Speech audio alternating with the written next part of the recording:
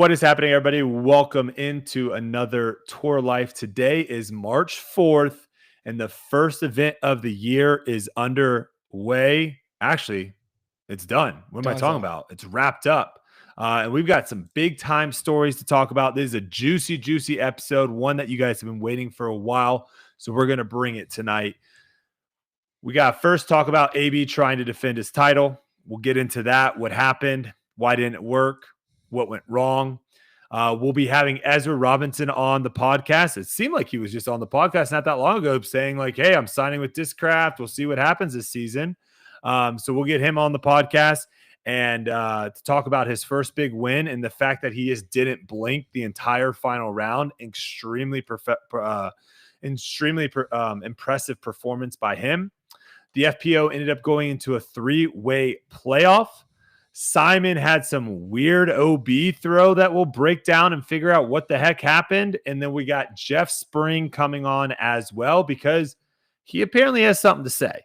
And if Jeff Spring wants to talk to us and has something to say, I want to hear. And maybe also Yuli, I might have some questions for him as well. So Yuli, how's it going, brother? How was your week? Saw you on the leaderboard a little bit there.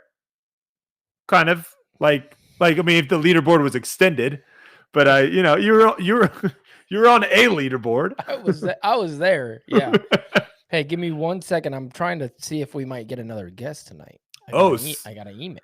Oh, sneaky. Very good. Oh, well, I'll talk about my week while we wait for Yuli here. So first things first, I threw my back out, which I know a lot of people might say, well, you're old. No brainer. No. It wasn't one of those situations. I was doing cleans in the gym and it wasn't the greatest form potentially, maybe some abdominal weakness going on.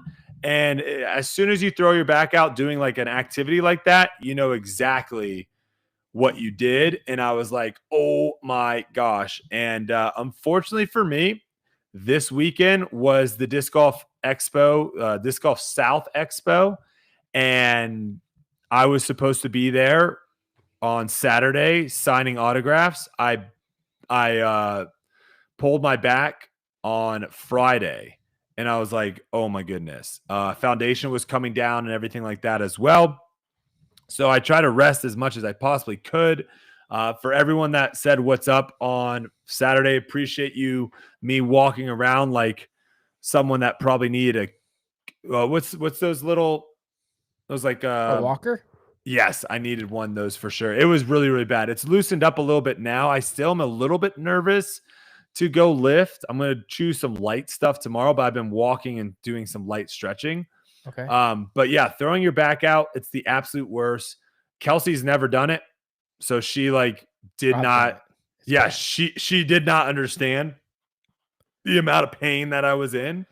But we're getting better now. We're getting better. But I do want to talk a little bit about the expo. Did you end up going to do any of the ones that have happened? I know they did one in Boston.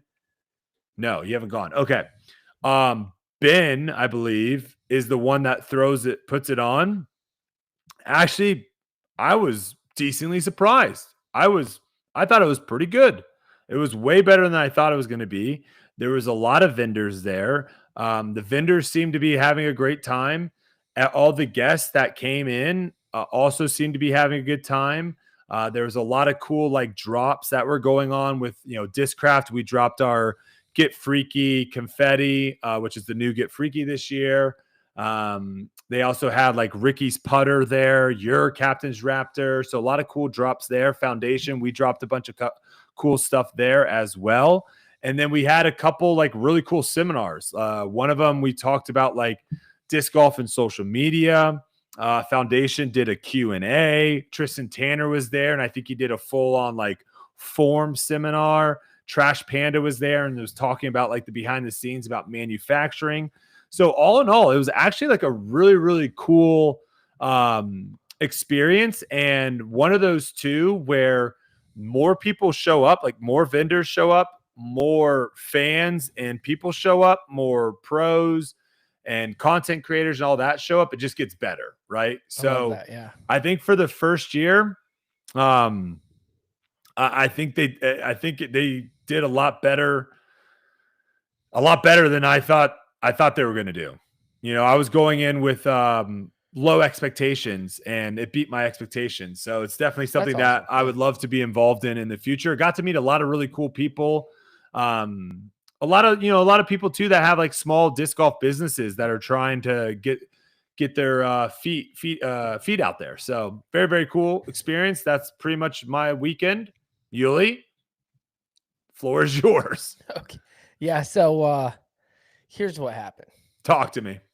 This is what happened. And I mean, it's an excuse, kind of. Oh, boy. You're going Gannon Burr on us already? No. Too soon. It's like a paired between an excuse and a complaint. Okay. But it was my fault, too. Okay. Remember that. Okay. So let's get that out in front of us. Fair. No practice field at the course. We had a practice field the year before, and I thought that's what we were going to have again. Like, you could go out there, throw, putt, warm up, massage guns, the whole thing. They had that little field right there. Sure.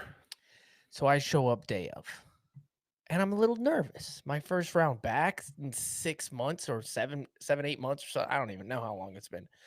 Long time. And then I'm like, oh, no, there's no place to warm up. So I'm throwing in the net. It doesn't feel good at all. I'm like, all right, whatever. It's probably just because I'm a little nervous or whatever. I go to the first tee, and I just got no clue. Just no clue, because you're throwing in the net. You know how you got to, like, see your disc fly? I personally don't, but I know there are some people out there that do, for sure. I thought I did. This is where I messed up. I play the round, no clue. Just I'm all over the place. Not like me. Gone. Get to the back nine. Bad shots get compiled with a little bit of bad luck. This is what's funny about it. Going into the season, I'm like, all right, I want to set a goal. I want to be like one of the top 10 people who don't throw it all out of bounds. Like, whatever that OB percentage is, like, I want to be in the top 10 in that category. That's a good stat to have. And so I go out there, and I have 6 straight out of bounds tee shots or something. 6 straight. There's no OB out there, bro. Wait, I was going to say, how do you go OB on some of those holes? I was kicking out of bounds this way, kicking out of bounds that way. My disc is flying, and it was one of those rounds where it just found its way out of bounds. And it got to be like kind of funny, because I would just throw the disc. I'd watch it. It could be a good shot, bad shot, didn't matter. Finding out of bounds in a row. So I shoot 7 over on the back nine. Okay. Then I knew no field or whatever, and I was thinking about it the night going into the second round, and I'm like, oh man, I'm an idiot. Like, so I get there the next day, and I throw into the net, and then I go out there on the course, and I just act like I was throwing in the net the whole time, and I appeared every shot. Okay. So it was like a disconnect, you know what I mean? Instead of like using what I had to my advantage and using what I practiced just a second ago, I was practicing something, and then I was trying to do something else, and it bit me. And then I was in like 92nd place after the first round.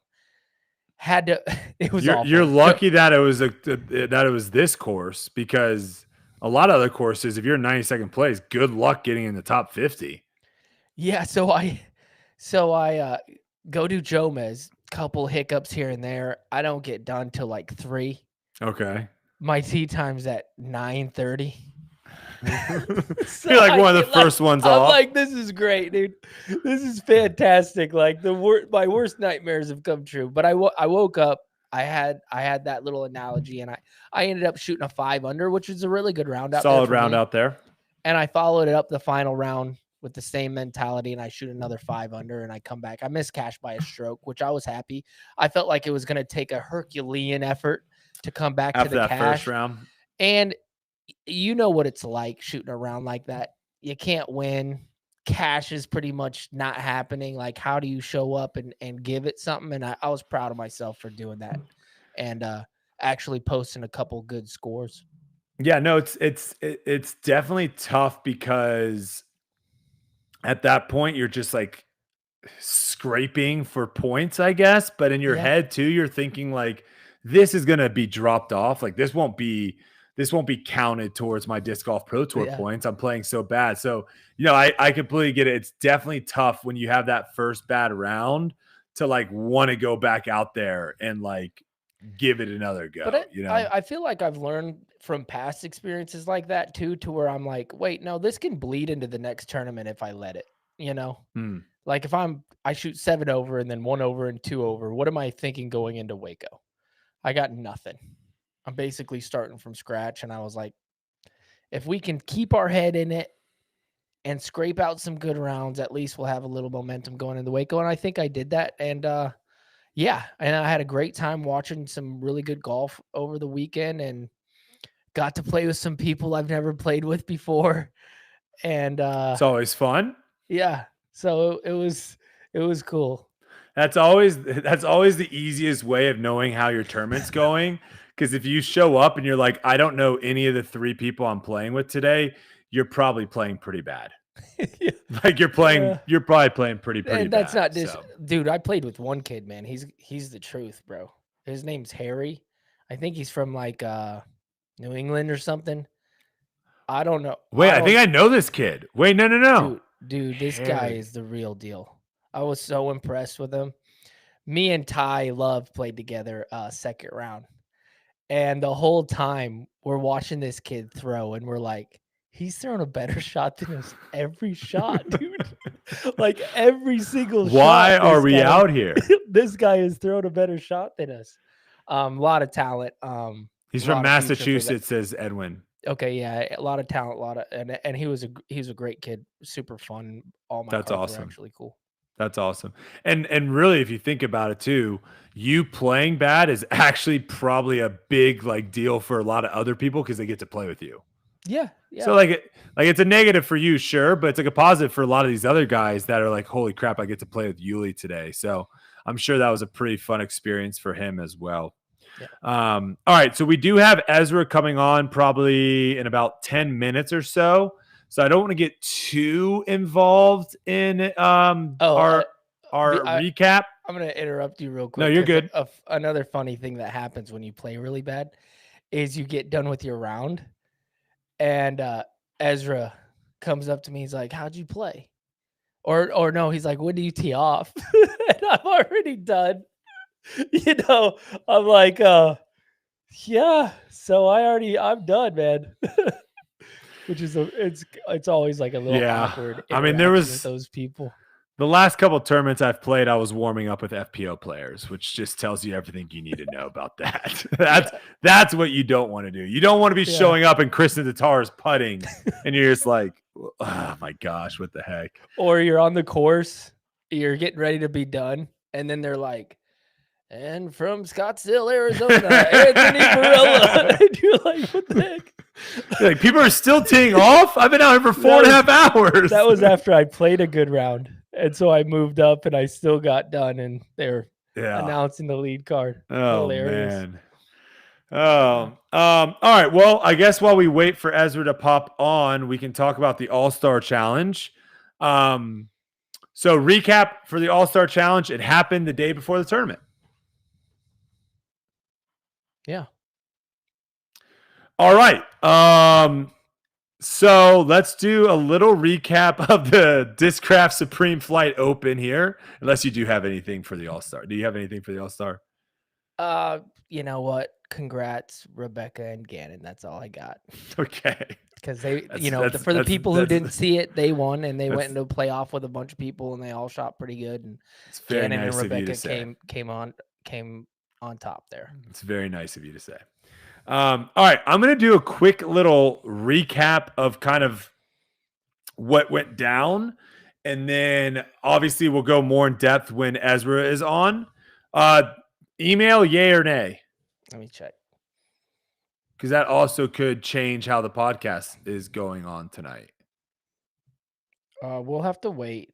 Okay, that's fine. And see if I get an email back. Okay, fair enough. I sent an email at 11 a.m.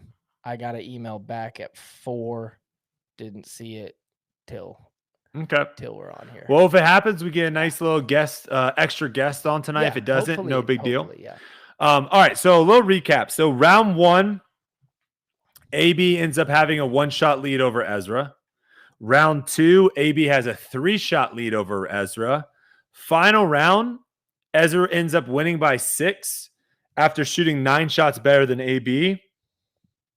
Also, after 5 holes, which I thought this was the craziest part.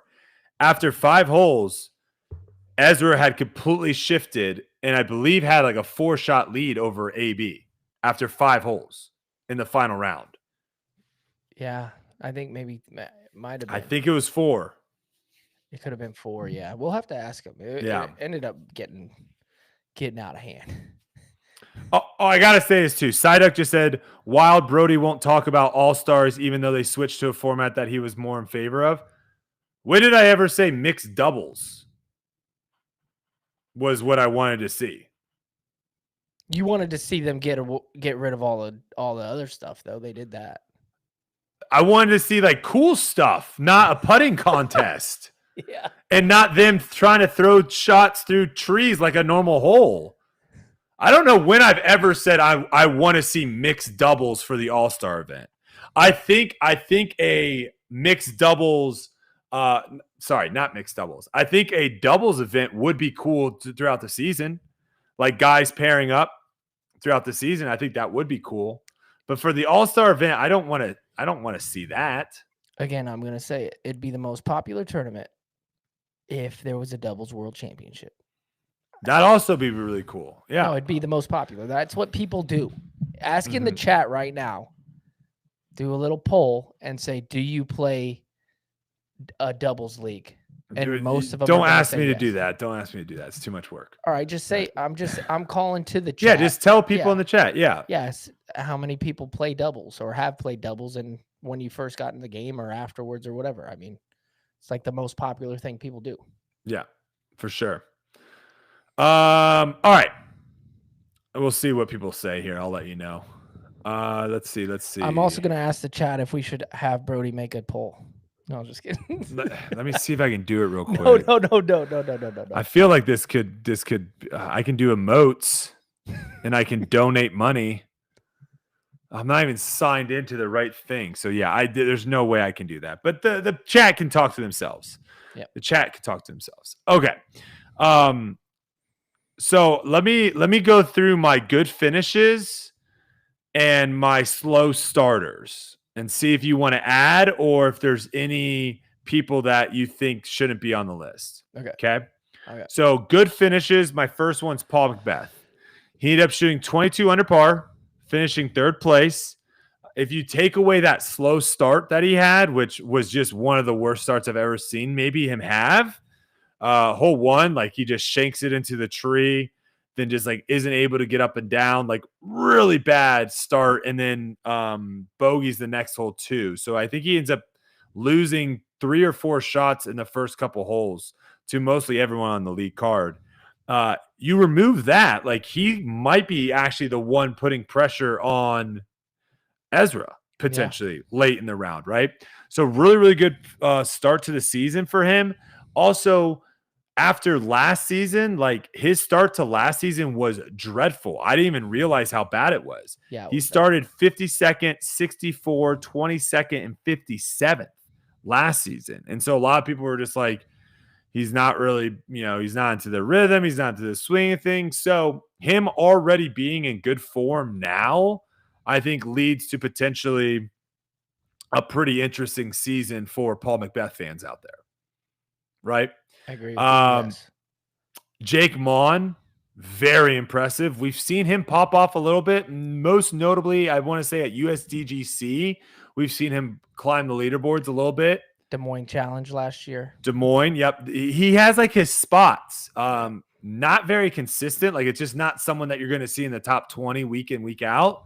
But he's a young guy. This tournament last year, he wasn't even playing because his hand was broken. 6th place. Not a bad start to the season. And then you'll like this one because you mentioned him before the season started. Austin Turner, a name to look out for, shooting 15 under and tied for 9th.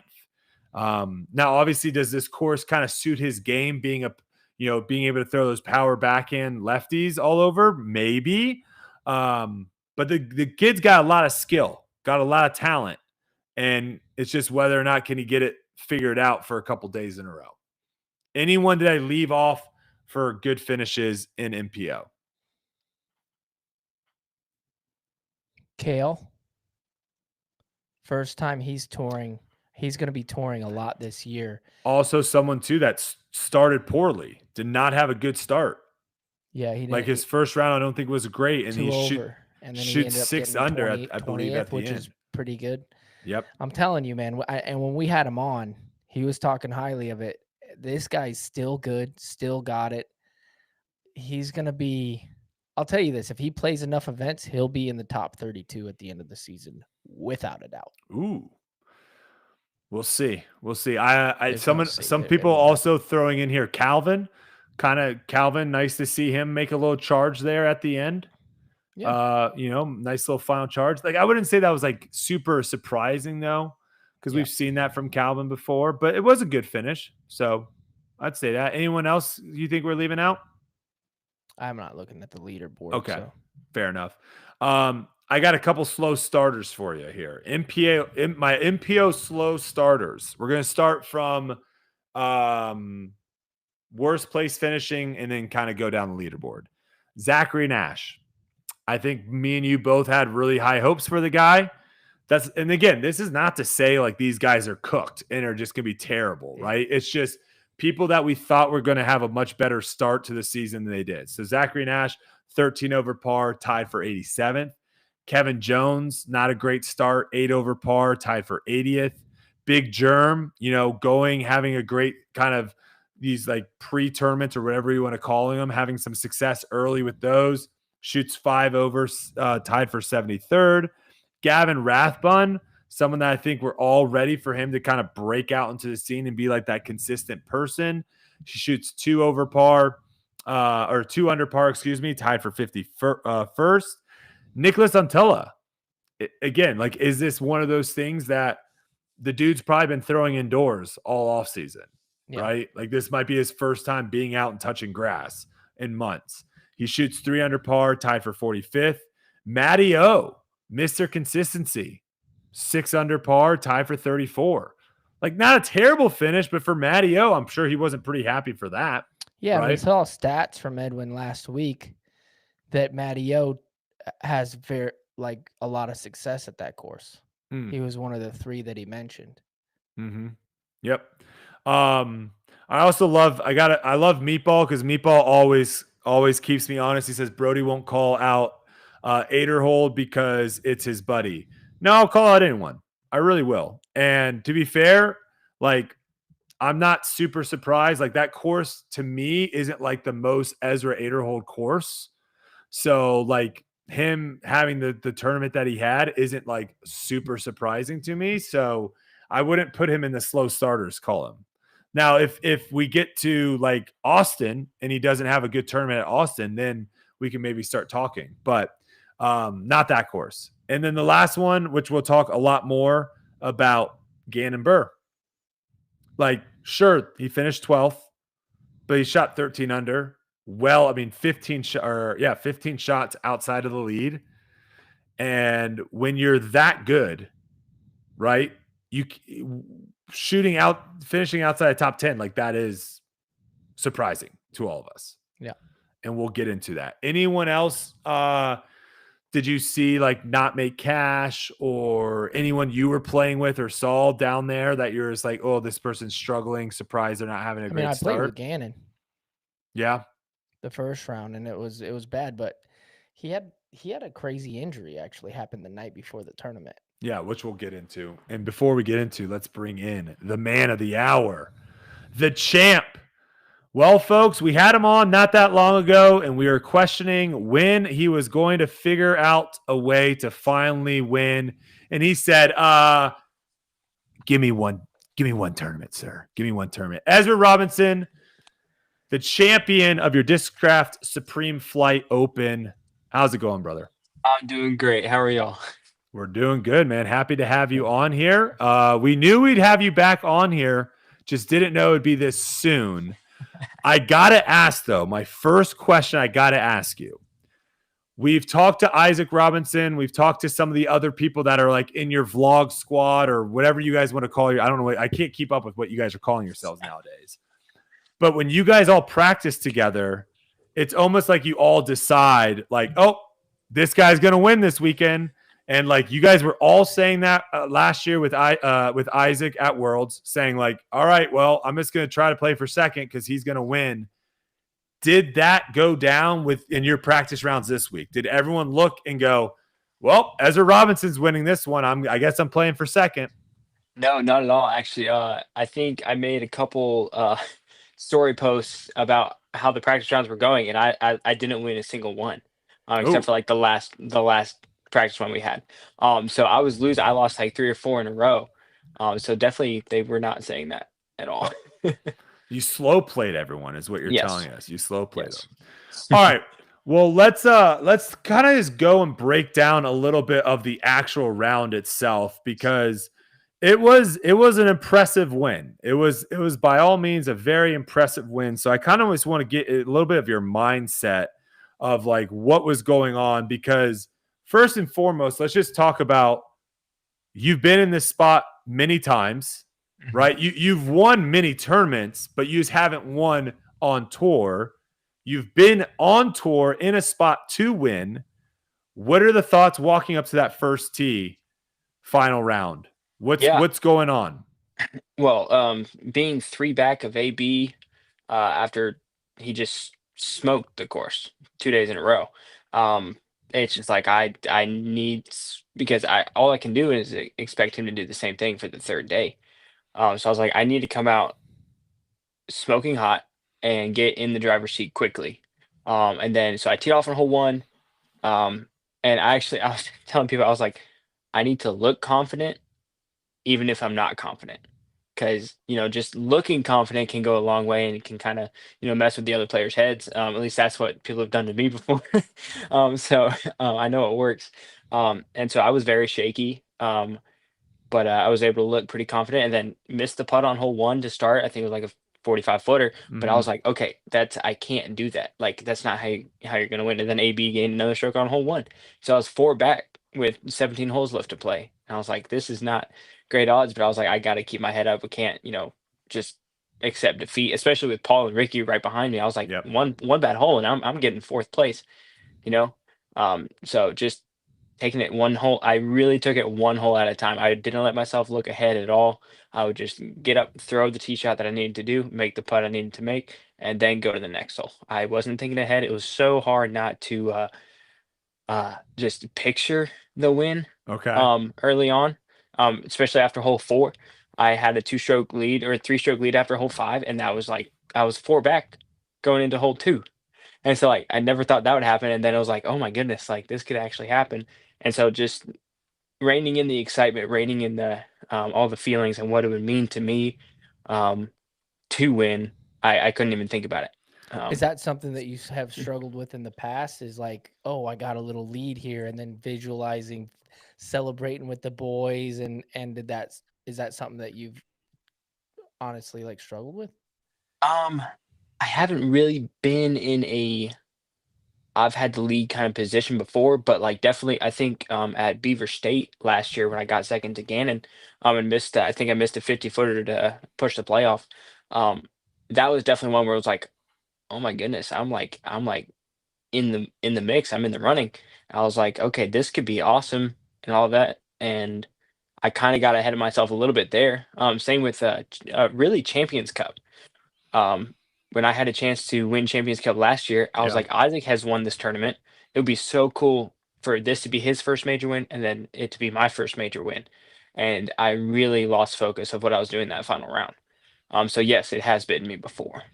So I remember the one that stands out to me was what you're saying was Champions Cup, but at Northwood, right? So last Mhm. year, I remember there was multiple shots, like 1 or 2 down the stretch that you hit early. You missed your gap, you hit something early, and you were visibly upset. And it seemed like you weren't able to get back into the rhythm that you had previously in that round. Mhm.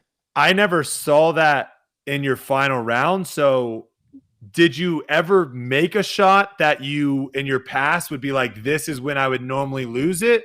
Or did you just play so well that you never even had to deal with that? Yeah, kind of both. I knew I love listening to the commentary from the DGN from Jomez afterwards. I listen to what they're saying about my game, Mm, and they have a lot more insight on my game, just different views of what I think, right? And so I think somebody said, I forget who it was, but it's like if he can stay calm and collected, like we see him get pretty. I love the game. I have mhm. a lot of passion for the game, and a lot of times that gets me into trouble. I get heated. I shank a shot and then just like give up almost, or like have that where it's just like I get in my head a lot.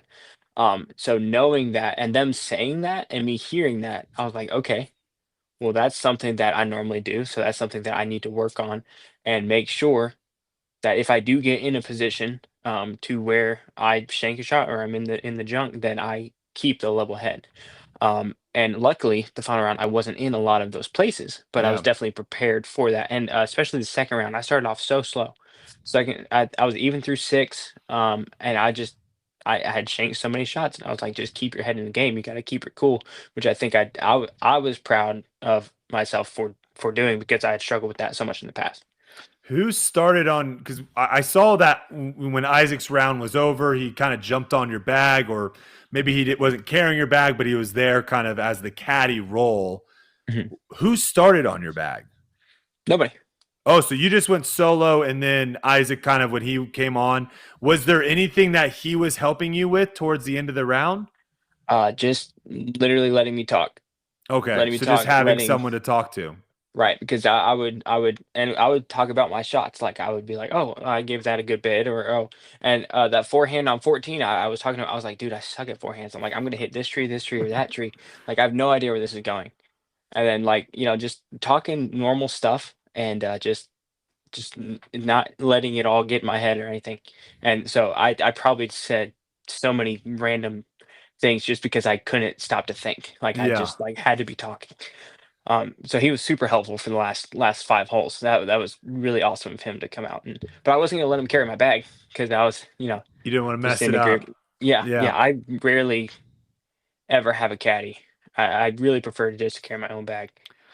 So after I'm curious about this because this is how it felt me watching it after the fact was after Paul kind of had that blow up hole one. In my head, I was like, okay, it's either going to be A, B, or Ezra. Like that's just who's going to win. Did you feel that too? That because initially getting on that T pad, you got AB who plays this course better than anyone as of right now, right? Mhm. Then you've got Ricky who played it second best last year. Also, is probably one of the me and Yuli talk about this all the time. Probably one of the scariest guys to have chasing you down. And then if it's not him, it's got to be Paul Macbeth chasing you down, right? Mhm. We've seen him do it time and time again. Mhm. So was there a little bit of that, or were you not even like thinking big picture of like, oh, okay, now at least Paul and Ricky are kind of out of the question. It's just me and AB. First of all, I would be the biggest idiot in the world to ever count Paul and Ricky out from anything. And that's something I learned really, really little watching them play. I was like, no, you can never count them out because they will always get you. So definitely not. I knew. I mean, I had a couple strokes on them, and I really just the problem with me in the past is I play other people. Mm, I see somebody and I play again, and then if they start popping off, then I get discouraged. But if I just focus on playing myself and throwing and hitting my gaps and just worrying about what I'm doing and just letting everything kind of fall to the side and not worry about any player. Like I wasn't worried about catching a B. I knew what I needed to do for my game. And so I was just, chipping away as well as I could. And yeah, things ended up in my favor. So like I wasn't playing any of them. I was just playing the course and like my own game. yeah, I think that really shows. You know, Yuli, I don't know if you picked up on that too. Watching, there was a moment in time where everyone, like the odds of Ezra winning the tournament, would have been like minus 5,000 or 7,000 with like 4 or 5 holes to play, right? The odds would have been heavily in your favor, but like I didn't notice a change in how you were playing. Like you were still playing, like throwing your shots aggressively. And I think that's a huge thing. Like you were saying, like you never were looking at what other people were doing and then adjusting your play based off of that. You just were freaking full tilt until the very, very end. Even on the hole 18, like there was no reason for you to have to throw that second shot. You could have easily just chipped and gone up there, right? But you're like, why not? So yeah, it was really fun to watch. Well, typically what I've noticed in the sport is when somebody gets their first win, it's normally not like a close call. They normally win by a bunch. Because yeah, you were saying that before the round. Well, I mean, look at Isaac. When he won Idlewild, he ran away. When he won the Champions Cup, he ran away. When AB won last year, it was a 1-stroke win, but he had a 6-stroke lead with only a few holes to play. He kind of bled it off at the end, yeah. Yeah, but he still had all those strokes, you know what I mean? He gained like that big old lead. I feel like that's like the classic way for a new player to do it, is because you get burnt so many times from somebody by you not having a big lead, and then the pressure gets on, and these guys know how to close, and then they bite you. And so I was not surprised in any way, because as soon as he gets the lead, he knows. And Ezra, you can interrupt me if I'm wrong, but I can't change anything. I got to go full gas the whole entire way. I got to birdie every single hole because I've been burnt before with this. And I mean, that's exactly what you did. But let me tell you this: that putt you made on 4, you're a psychopath, dude. Like straight up. Next time, lay it up and get the 3, bro. Get the 3 strokes. The camera, for those that weren't able to go to the event or haven't played there, the camera doesn't do it justice. No. If he misses metal there, he is 100 feet away from the basket and potentially OB. Oh, he's out of bounds. Potentially OB. Ask him, if you airball that with the power that you putted it, where's it going? It's going off that little bank and probably rolling over the fence. Like do you have to, was that one of the moments where you had to like center yourself and calm yourself down? Because obviously you throw a bad shot, you miss a putt, you're going to be like animated, got to calm yourself down. But is it also too when, holy crap, AB just had a blow up hole and I just made maybe the best putt that we're going to see for quite some time this year? Like, how does that work to going into throwing the next tee shot? Yeah, I mean, running that putt, like I said, I wasn't really playing AB or anybody else. I was playing my own game. And if people know how I play, if I can see the basket, I'm running it. And I knew even if I had missed and taken a bogey, 3-putted, that's still 2 strokes and we're tied, which is way better than I imagined to be. So, and I was like, I'm not scared to make this. And it was a straddle knee putt. And I'm like, I can't even throw this that hard. Like, I don't, like, I can't get enough power on it to really go anywhere. It probably still would have if I'd missed, but it was just like a more confident, I can kind of just float it up in there and see where it goes. So it wasn't like a full send putt either. But yeah, and just being able to get that and then have a 2-stroke lead going into hole 5 and then stepping up and parking hole 5 and then seeing him yank it to the right again. It was just like, okay, anybody can make a big putt, but like if you don't follow it up with the next tee shot, like AB did on hole 9, he threw it in for the bottom of the hill. Yeah, that's crazy. Got up on 10, shanked it to the right. And I was like, okay, and so I was able to capitalize on hole 5. And as soon as the momentum on hole 9, I was like, oh boy.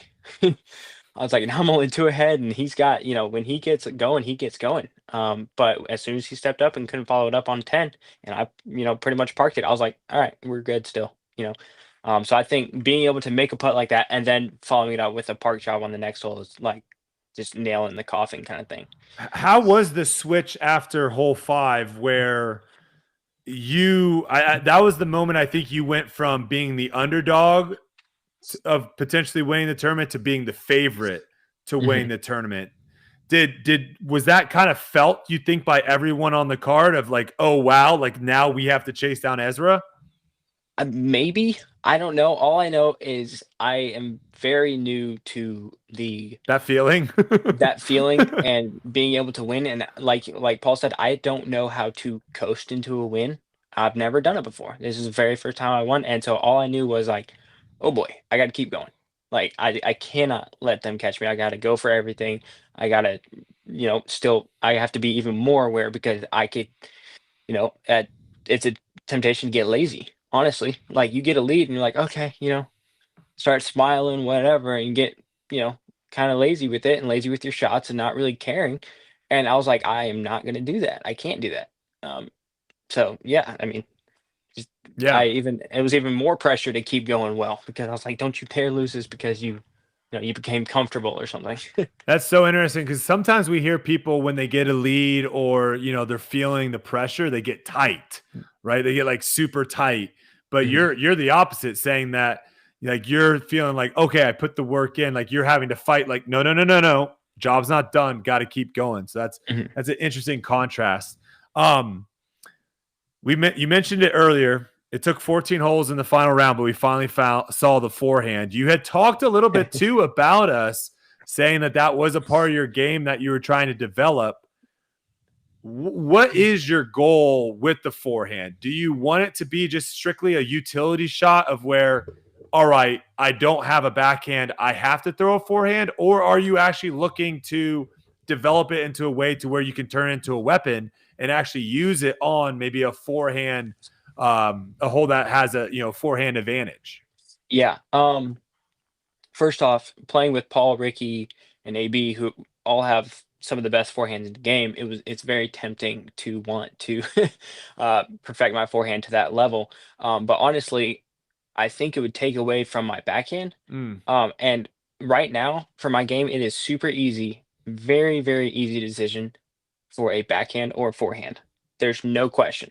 It's probably always a backhand. But if I have a really good forehand and a really good backhand, that just brings way more options and questions into my mind on what I should throw on a stock shot. mm.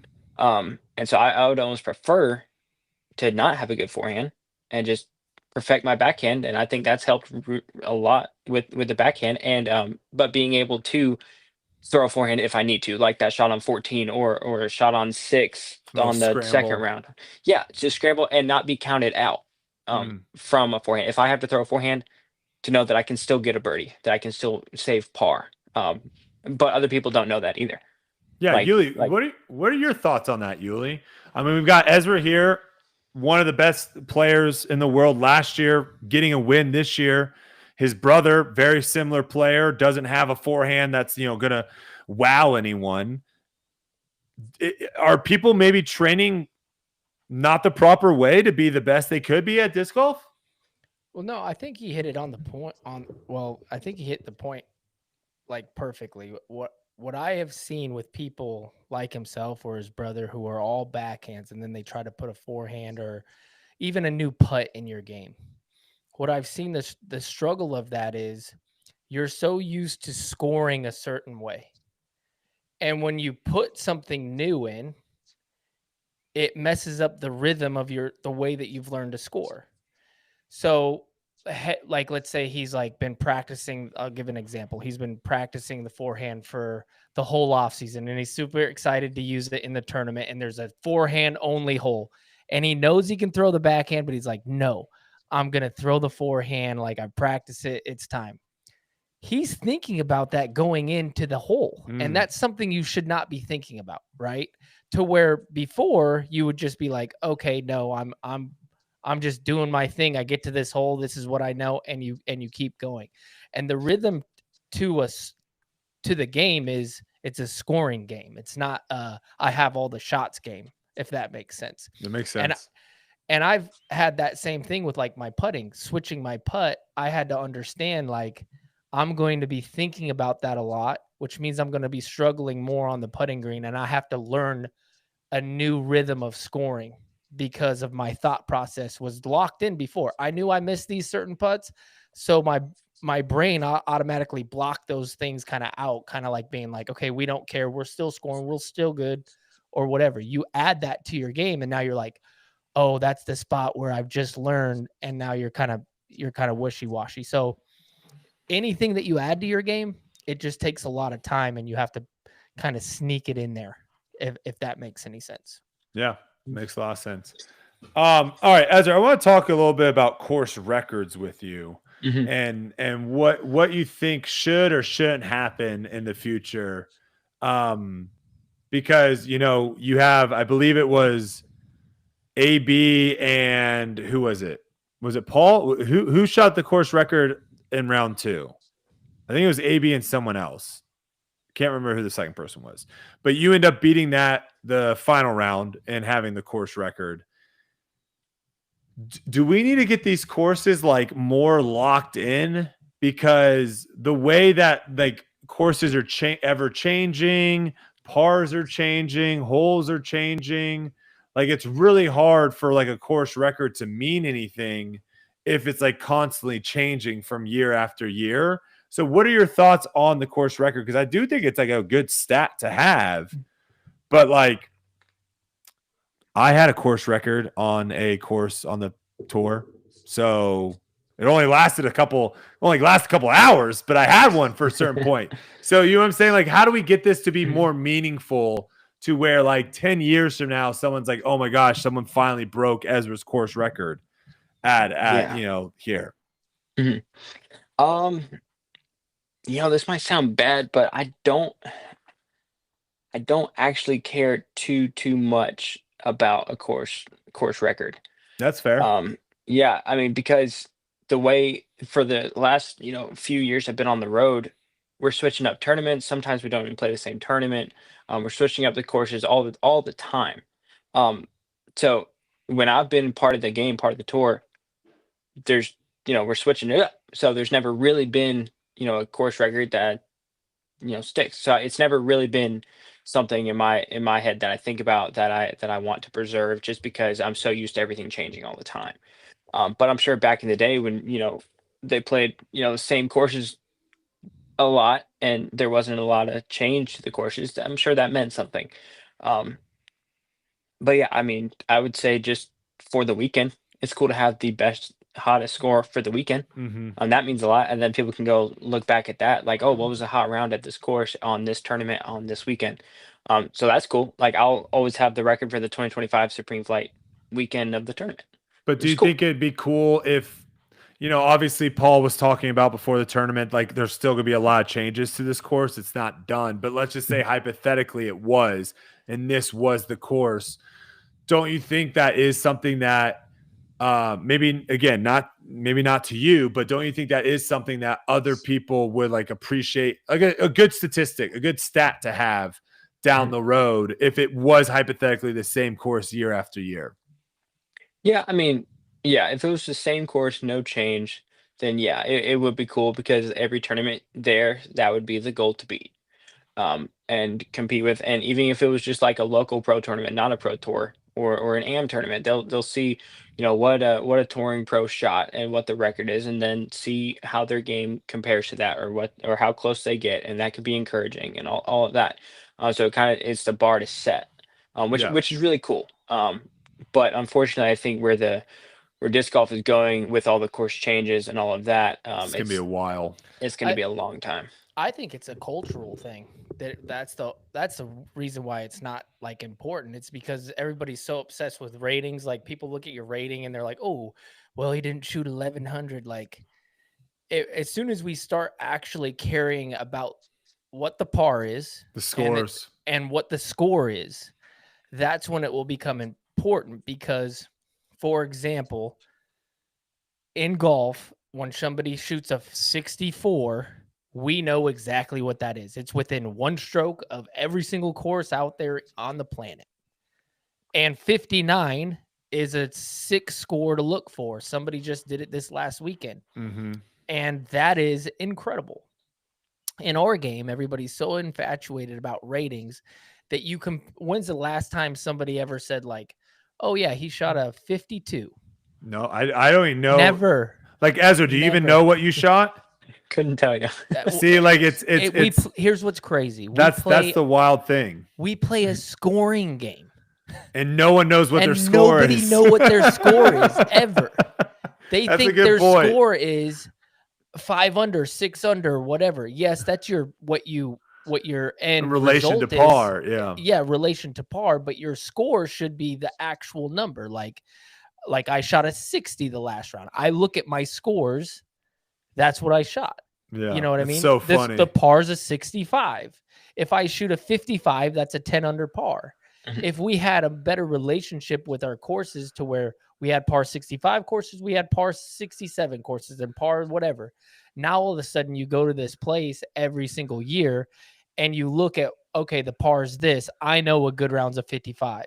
You don't think about minus this or minus that. You don't think about any of that. You think about what's my score, who cares about ratings, and then your course record actually probably means something, because if the place has been here forever, they'd be like, well, what's the course record? You're not going to say a minus 12. You're going to say it's a 52. Yeah. Now you're going to try to get a 52, not a minus whatever. I remember too, my first 2 years on tour, I remember too, like going to a course and someone being like, oh my gosh, there's a par 68. Holy crap. And like people looking at the par and using that as like how hard the course was going to be. So if it was a par 68, they're going to be like, oh my God, this course is going to be so hard. It's going to be so long. And I'm like, that doesn't really make any sense. It's a culture thing, man. You could have a par 54 and have it be extremely hard with every hole being 550 feet. But yeah, it's just kind of where disc golf, I guess, was and maybe where it is going. So, all right, Ezra, before we let you go, though, I do have a couple questions. Okay. Did the milk help at all get this W? There's been a lot of chatter about the milk. We got to know, was the milk helpful? Absolutely, hands down. I don't think I would have even sniffed a win without the milk, especially the whole milk that they gave me while I was up there. Actually, got to drink a lot of that, and just went straight to the bones, and was able to just strengthen everything, and able to hit the gaps better. So yeah, I credit all my success to the foundation milk. All right, I got two more questions. One. This might be a hard question. You don't have to answer if you don't want to. We ask the hard questions on this podcast. How many wins do you think you can win this year? I'll tell you what. I have a little bit more fire in me, knowing that I can. I am not going to get ahead of myself. I'm not going to get cocky. I'm not going to assume that I have a chance every single weekend, because that's just not true. I've proven that I can, and proven that I am an elite level player, but there is 50 other elite level players out there playing every single weekend who are just as hungry as I am. I will continue to put all the work I can into it. I don't want to get lazy just because I've accomplished my goal so early in the year. And like I said, all I want to do is win more, improve over and over and over again. But it's going to require a lot more focus on it. Honestly, it's going to require more focus than the second one might be harder than the first one. Honestly, exactly, because I put so much focus into getting a win. Yeah. Now that I have a win, I need to focus up even more to get more, because I've already accomplished my year goal and it's week 1. So I quickly need to nip that in the bud and stay focused and go out and practice even harder, because I want to win more. I think I love the Waco course. I'm so glad we're just playing Waco 3 times instead of the Lake Waco or whatever. Yeah. And my game fits that course very well. So I'm hoping to do well at that one. But yeah, just taking one tournament at a time and not getting ahead of myself. Love that. Any new pet peeves after playing your first tournament? Anything pop up after this weekend? I hate my putt. I missed it to the right. That's annoying. That was actually a question I didn't even ask this question. I think you might be the best creative putter out there. I think you and Ricky might be top 2 of like the camera, Joe Mez, DGM, whatever. Like you can barely even see them, but there's a really good chance the putt's going in. Yeah, but you hit your putt, so there you go. I mean, when it's on, I like it, but I'm never like I am very nitpicky. And I yanked quite a lot of putts to the right, especially during the second round, and I missed.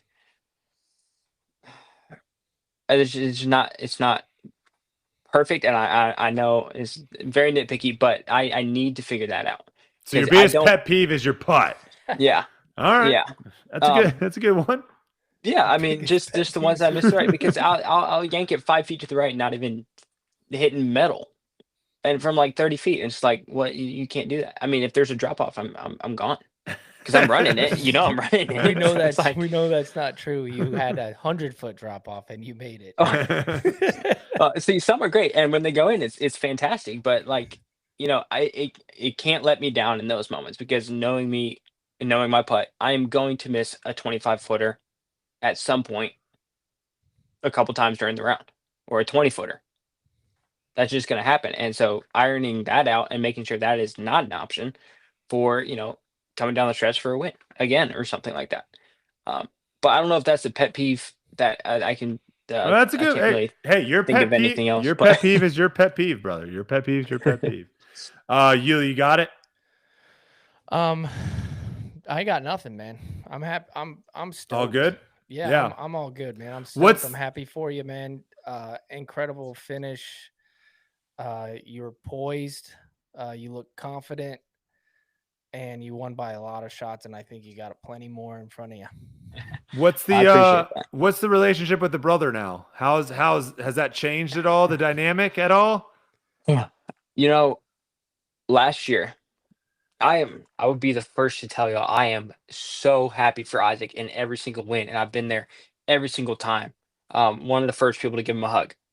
I love that Isaac has succeeded so well. Genuinely, I have been looked as the younger brother, which is totally fine because technically I am, but kind of like the in his shadow just a little bit, and it's a great shadow to be behind. That's awesome. I'm like I said, way prouder than anybody else for him. But with being with a new company, with him being on a different company, and me coming out of the gates, beating him by a good bit, and just kind of smoking him, felt really good. And but like, just to be having won an elite series like he has, I think once everybody wins an elite series, you're up here with everybody else. You have Paul Macbeth, you have people who have gone up another step. Isaac with 2 world championships in a major, it climbed up there. Gannon's climbing up there. I'm not on Gannon's level. I'm not on Isaac's level yet, but I can compete with them every single weekend because we're all elite level players. But yeah, I think I'm no longer looked down on in a way of, oh, but he hasn't gotten a win yet, can he even win, kind of thing. In which it's a weight lifted off my shoulders, honestly. And like, I don't think I think it's more respectable to say I've won on the Pro Tour. Just because it's so hard these days. But yeah, I don't know if that answers your question. Yeah, it's a good one. All right, fine. I said I already had my last question, but this is actually the final question, and we'll let you go. Okay. What happens now that you have that W? What happens now when both Robinson brothers are on lead card? Who gets the dad caddy? Oh, dad caddies for Worlds. He's caddying for Isaac. Locked in. That's locked in. I ain't even playing with that. Okay. I think my younger brother is going to come over and caddy for me. Okay. Fair enough. Yeah. And, I will say my dad caddied for me in the performance flight at the USDGC several years ago. There you go. And it wasn't good. You're going to leave it at that. That's all we got to say. Fair enough. All right. Well, Ezra, Milk 1, Isaac 0 to start the season. We will see how that pans out as it goes on. It was fun watching you play, brother. myself, including with thousands of other are listening right now, super happy for you. And like Yuli said, I think this is just the beginning. So really excited to see what you have left for us this season, and look forward to it. And we'll see you in Texas, man. Awesome. Thank you guys so much for having me on. All right, brother. Take it easy. All right. Yes, sir. All right, there you have it, folks. Your Discraft Supreme Flight Open champion. The dude's so good, man.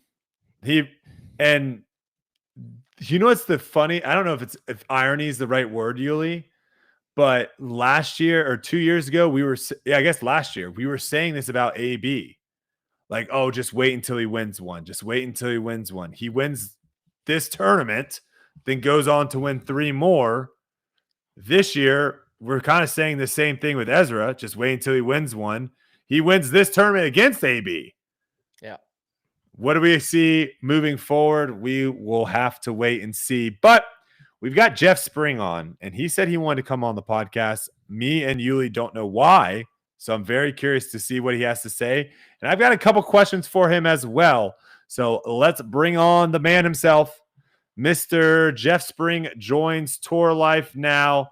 Thanks for waiting. Sorry about that, but appreciate you jumping on. How you doing? All good. Doing great. How you guys doing? Thanks We're for having me. doing good, man. We're all jazzed up after that first tournament. Yeah, what a tournament. What a way to kick off the year. Yeah. Down in Florida, perfect weather, much better weather than last year. A little bit. I'm gonna go out on a limb. A little bit better than Vegas. Gonna go out on a limb. A little bit better than Vegas start. I think the course is really different. It's Yeah. got a lot more diversity, a lot more elevation. I think the players have a different reaction. So, but we had fun in Vegas too. Vegas is a whole different animal. Yeah, no, for sure. All right, so Yuli hit me up today. He said, hey, Jeff Spring reached out, said, hey, I want to come on the show. And I'm very curious because I actually have a couple questions, some fan questions as well for you at the end. But very curious, do you have some breaking news? Do you have something crazy, a big new sponsor for the Disc Golf Pro Tour? What are we talking about here? We do have a big new sponsor for the Disc Golf Pro Tour, just announced today. Official eyewear, the Disc Golf Pro Tour is now Zenny. We signed them to a 2-year deal. Nice. 6 figures, and I wanted to give them a little bit of love and come on. But also, I figure State of the Union going on tonight for the US of A, and might as well take some questions too. It's the start of a new season. And haven't been on with you guys, I think, since last year post MCO. So, okay, yeah, it's been a hot minute. Make it available, but I did want to point out, like, number one breaking news is that we did bring on a big new sponsor, Zenny Eyewear. If people want to go check out the website, we've got an official Pro Tour link, and we'll love that they've come on. Big shout out to Pivot, Sean Jack, and all the guys at Zenny, because we think it's going to be a great new partner for us. Yeah, how do those kind of go about? Do you guys get a lot of companies reaching out as feelers saying, hey, we're interested, or is it more you guys reaching out to companies to see if they're interested? Yeah, it's a little bit of both. We're certainly grinding all the time. We signed with Pivot last year, and Pivot is the agency for actually the PPA as well. So they did the Carvana deal with PPA. Okay. And we're always looking for non-endemics, folks that want to come in and experience the disc golf community and the Pro Tour, and put themselves in front of our audience. So a little bit of both ways, but we're definitely out there reaching out all the time. Okay, so something that's been discussed a lot, and I think a lot of that has to do more with like the kind of getting back to maybe where sponsorships should be. They kind of got a little bit crazy there for a little bit, and so now I think they're kind of recentering themselves back to where they should be. And when that was happening and companies were letting people go or maybe restructuring deals, a lot of people are like, oh my God, disc golf, it's falling apart. No one's watching, no one's playing. It's all doom and gloom. How are you seeing the Disc Golf Network, the Disc Golf Pro Tour numbers wise going into this season? How is that looking? Yeah, last year we saw some areas plateau a little when we've seen big steps each year from 2020. So, certainly got to look at it and look at expenses if you're not seeing, growth. But we are seeing things turn a corner from plateau to growth again. And, we beat our, kind of spectator goal in terms of revenue, in terms of folks on site at Supreme Flight. And it looks like that trend's continuing. Cautiously optimistic there. I think in terms of partnerships, we also brought back One Shot, which is caffeine chewables, caffeine gum for a big deal this year. They came in last year, non-endemic. Still working with L Bean and Barbasol in terms of partnerships. And so feels like we're starting to gain a little bit more traction. We've got First Forum on board via Ledgestone, and they're going to be a big partner at the Tour Championship this year. And a couple more events, and they were rolling out deep, at the Supreme Flight. So it seems like we're getting traction with partners too. And then in terms of viewership, viewership for Supreme Flight was up. We're up about 8% from last year. So that's a good sign too. So nothing crazy, but definitely going in the right direction. Okay, so you guys did close because someone sent in saying that they wanted me to discuss the Disc Golf Pro Tour not closing a deal with First Form to sponsor the tour. So you guys ended up actually closing a deal with them? Was there with Ledgestone for this year for I think 5 different events? Okay, and we were there on site with them at Supreme Flight, and they came on board I think for the 2023 season to vend at a number of events. Okay. We've been trying to bring them on board, the last couple of years. So. Gotcha. Okay. Another thing I do want to talk about is, Simon Lizotte is now doing this, vlogging thing, right? Where he's trying to show a little bit more behind the scenes of the tour life. And I think some people might have been confused because I think some people were reaching out to me saying like, the Disc Golf Pro Tour is like not letting people do practice round, like film with cameras, practice rounds.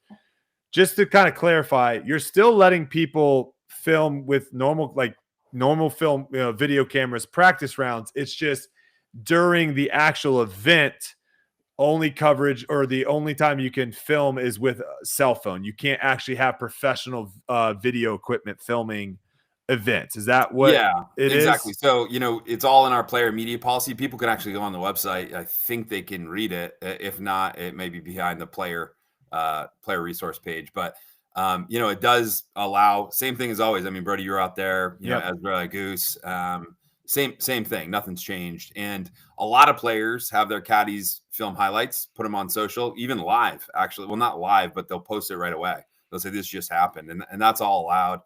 The one thing we have in the player media policy is that caddies aren't media. So if you want a media member, you can apply for a media credential. So basically, if Simon wanted, for instance, he asked, "Hey, what can I do?" and we told him, and he's following the media policy. But if he wanted to have a media member, it just can't be his caddy because we're trying to protect the player experience. If everybody has cameras out there, crowds the tee. It also looks weird. It does look weird. And if players are setting up a tripod and then going to throw, that'd be super weird. It looks weird. But no, I mean it's all about protecting the player caddy. If you're a player, if you're a caddy, that's what you're doing. And I think it's fine. It's good that caddies are able to capture some media while they're out there. The one thing that's I've talked to Dustin and Simon a little bit and our media team, but we're gonna start. We always update our policies and we're always open to feedback. So we're gonna start reviewing if players want to submit, hey, this is cell phone like we want to use it. It's not going to distract other players. It's not going to be more room on the tee. Then we would basically approve new media tech. But it would be good for everybody. And our media team would review it. So there actually is a piece of tech that is in review right now. And if it's good, then any player could do it. But we're not trying to make exceptions for individual players. And if somebody brings us something, we'll review it.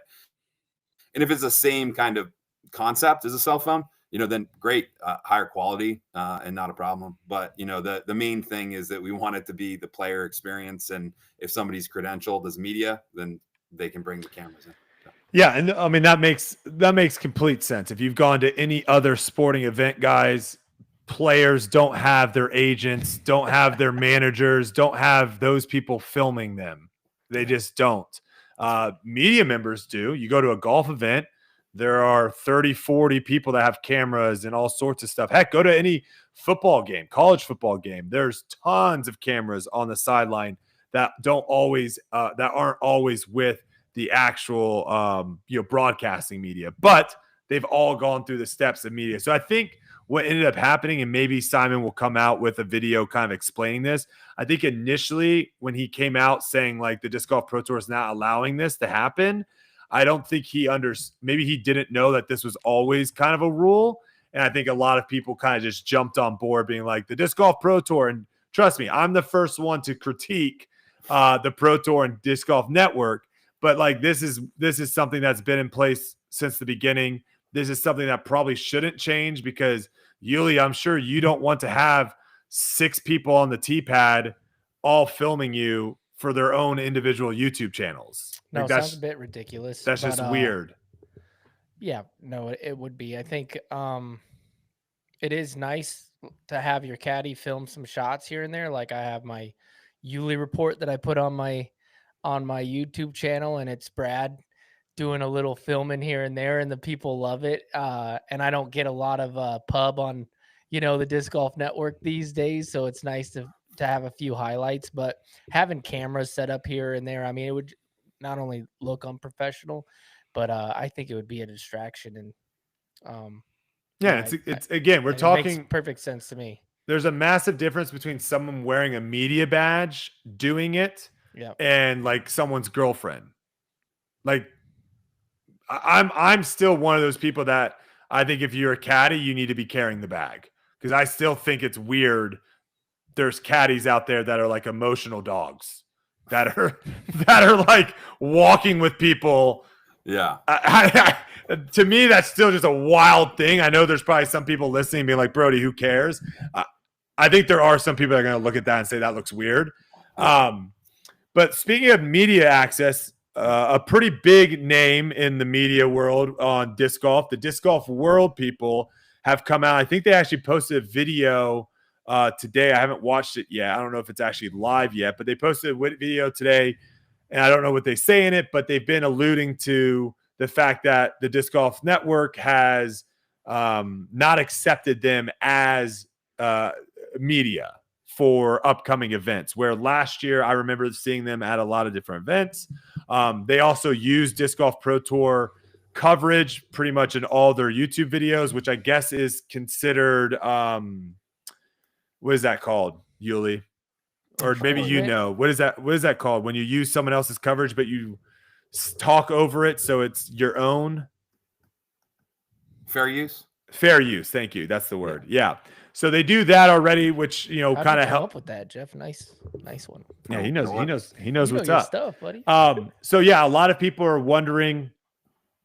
They put out a lot of content, whether you agree with it or not. They do put out a lot of content.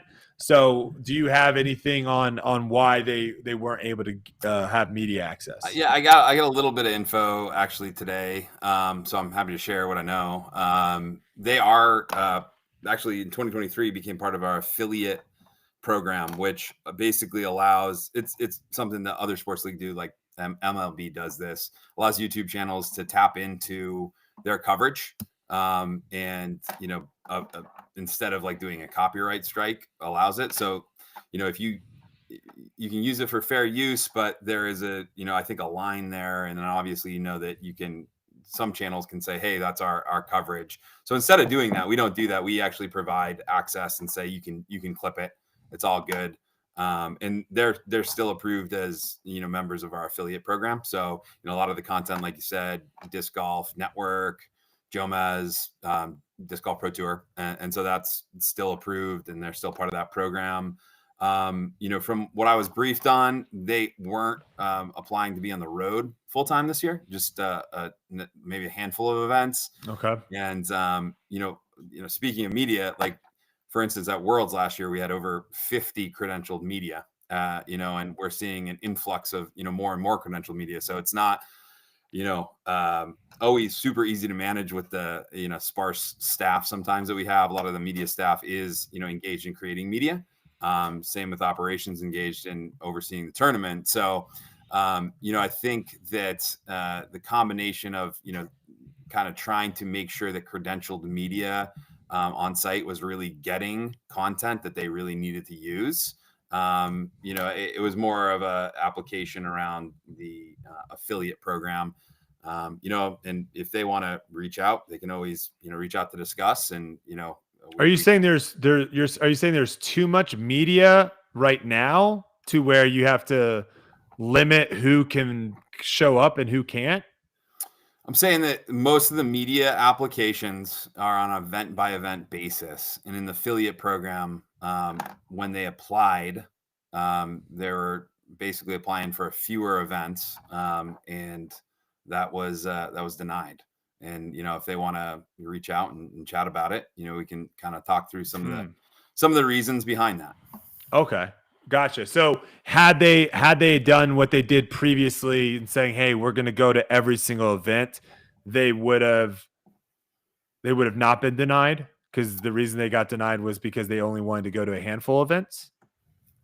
I think a combination of that, the amount of video that they're shooting at events, right, Okay. versus clipping from us, which they're still allowed to do. Mhm. And some of the policy issues that I was briefed on, kind of contributed to the decision by the credentialing team. Was there because they've been known to talk about having like inside sources, whether that's people maybe in Disc Golf Network. I don't actually know who their inside sources are, Yeah. but they're able to get a lot of information out to the public that maybe a lot of other people don't have. Is there something there too that policies maybe had gotten broken potentially, of where that's why? Not that I know of, and I don't know all of those details. What I can say is that this has nothing to do with content. Not a content decision at all. Okay. I think that their content's interesting. From what I know of the guys, I see them around once in a while. Like them, like what they're doing. But and so I don't think it's anything to do with kind of. Sounds like an in-house problem that doesn't. What's that? I said sounds like an in-house problem that doesn't need to be discussed on Tour Life.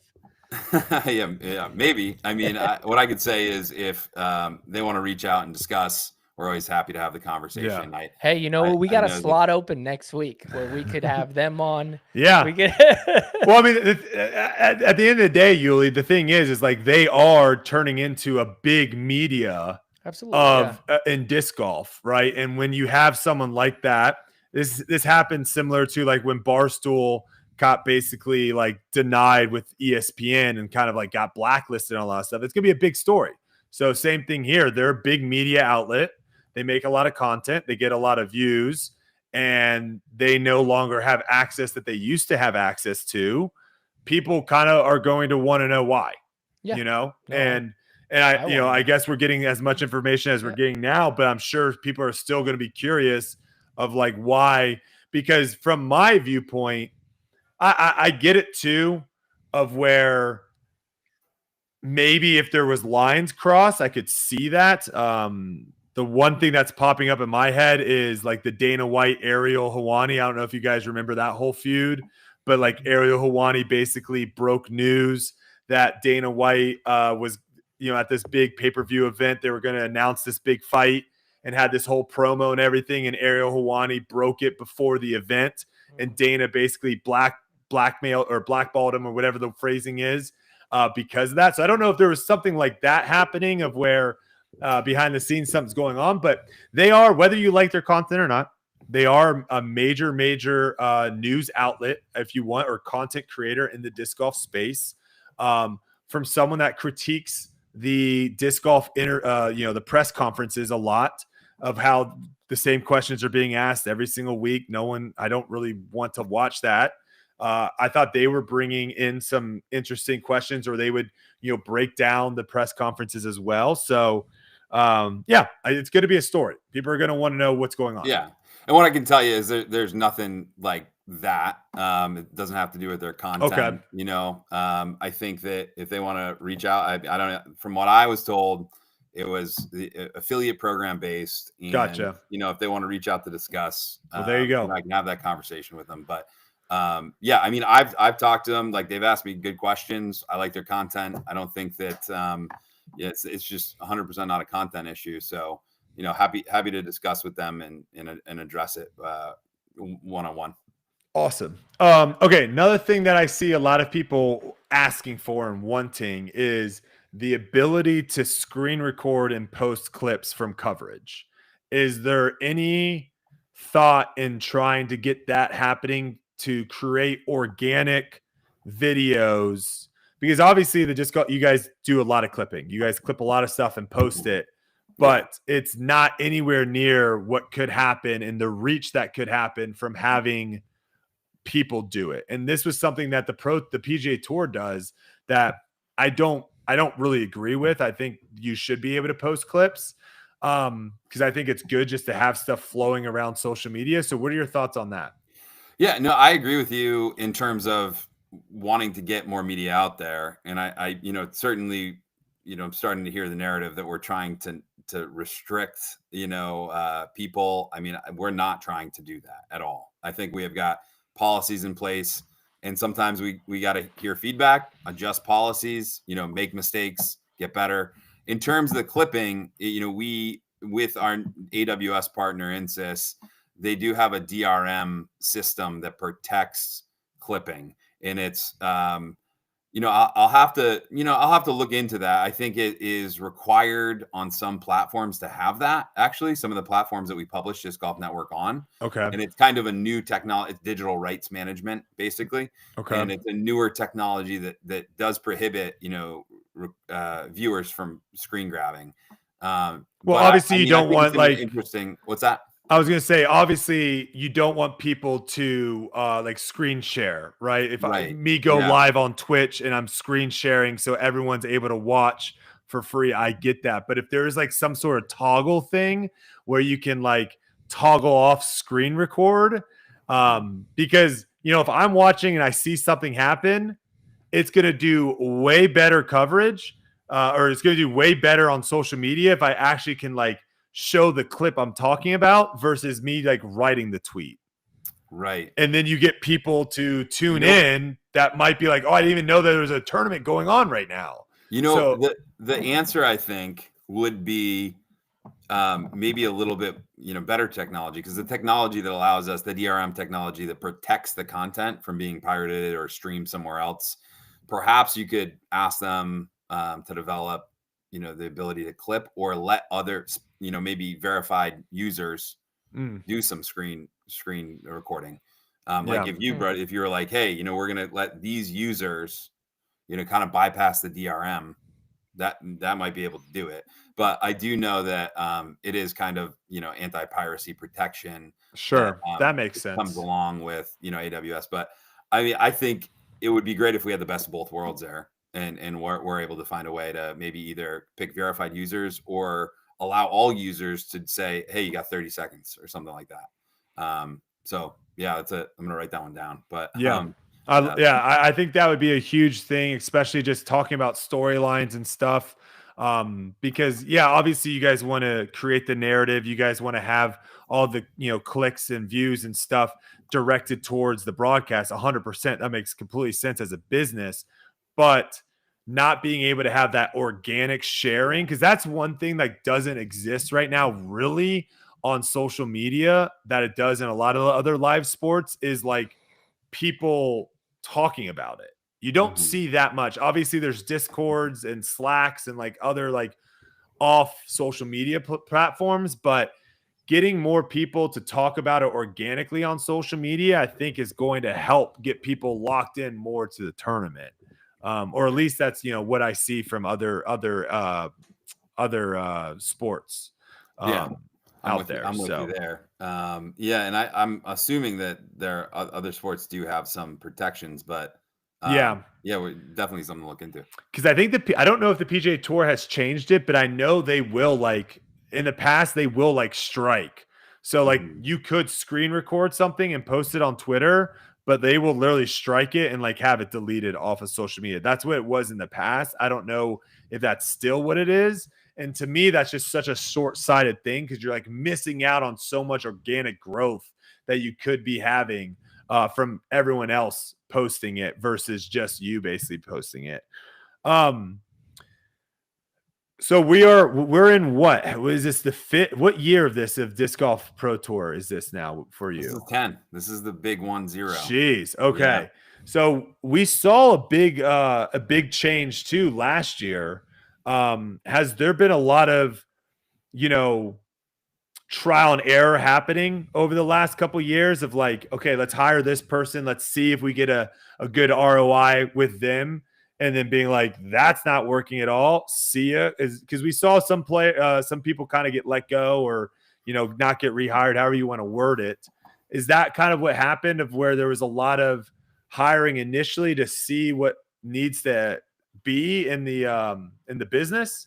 Yeah, I think the big thing that happened is we shifted Silver Series away and like try to make like the events that we do have a little bit bigger. So a little bit more of an every other week cadence, meaning that, we don't have to push to sustain like 40 weeks. Like we had 40 live weekends in 2023 and we've cut down. Now we have 25 this year and we want to make them bigger and better. And so, we brought on Dominic DeFibo as our president, who's going to be, kind of overseeing finance, but also strategic growth planning. And so like our goal that we're setting out is how do we, double the audience in a short amount of time, whether it's a year, 2 years, 3 years, and some of that may take, more capital. If we have some plans that, we got to deploy a little bit of capital, Dominic's got a great background and history of managing and raising capital to deploy. And we're also trying to expand some board advisors, look outside of the industry into media and partnerships, technology, and bring in some voices from outside the sport. We definitely have seen other emerging sports reach outside, bring in some outside talent, maybe make investments. If you look at pickleball, they've kind of invested, they've kind of reverse engineered what we do. They're kind of coming back and now they're actually creating an OTT platform. It seems like we have like Pickleball TV, which I think they're getting ready to launch. But initially they're making pretty pricey spends, I think, for live content on ESPN, kind of driving that audience. And, we're actually looking at, hey, which way are we going now with media? We've got a really solid base, but we want to get more eyes in front of it. We want to double that audience. What's the best way to do it? We're also thinking about creators in the YouTube space, the creator space. And actually that would take some investment too, because now it's kind of like the new age, TV and movie studios almost on YouTube where they command a lot of views, a lot of eyeballs, and they know it. And they've kind of grown up, it seems like, when we're talking to some bigger opportunities there. So it would take investment there. But we definitely want to kind of put the dots together. We've got a lot of ideas, and then execute a growth plan in the future. So a little bit of trial and error, but at this point, we do want to bring in some outside voices, some experts in the media and sports industry, and there are resources out there that we're trying to tap into. So disc golf is in. Oh, did you have a question? Yeah. Go. What are your thoughts on like some players kind of retiring like early and voicing their opinions on how they can't afford to be out there and it's too expensive and all? Is that like a worry for the people up at the top? Or is it just like absolutely want to see every player that want to be out on tour be able to sustain themselves financially, whether it's with partners or through purses. I think, our goal has been to sustain and grow purses, whereas it seems like, maybe partnership is receding a little bit, at least going into this year. Hopefully it picks back up. Hard to say, as a whole, but I think you got that sense too, probably, Yuli, right? Being a captain and seeing what Discraft is able to pick up maybe in this off season. But at the same time, I think there is a little bit of a youth movement right now. We have more tour card holders than ever. We have about 200 tour card holders this year, with, full list of full tour card holders. And then we've got partial and then European tour card holders. So, it seems like there's more than ever trying to dedicate themselves to the game. I think that it depends where you're at in your life cycle. Probably if Yeah. you are a little bit on the back end, maybe the grind, doesn't look as appealing, but like if you were up and coming, obviously you're ready to grind it out. You're ready to, go for it. And, you see Taylor Chochik on tour this year, and some young guns, some new names. There's some, great players out there that, I'm just getting to know their name, honestly. And so it seems like what's happened over the past, 5 to 10 years of seeing those big names has inspired a lot of the youth. Yeah. So I'm not that concerned, yet. I think if they're, if we don't see continued growth in sponsorship contracts, and we play a big part of that. Is our role in the industry is to keep growth going. We want more people throwing Frisbees, and more people picking up the game, more eyes on the media product. Then you could get worried, but I think it's a little too soon to be concerned, especially hitting that high in tour card holders this year. Yeah. All right.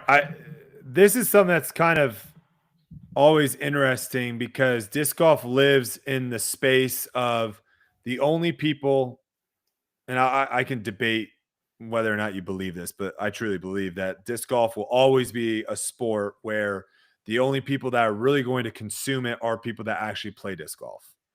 It's not a sport that you're going to get a lot of people to tune in that don't play disc golf ever, right?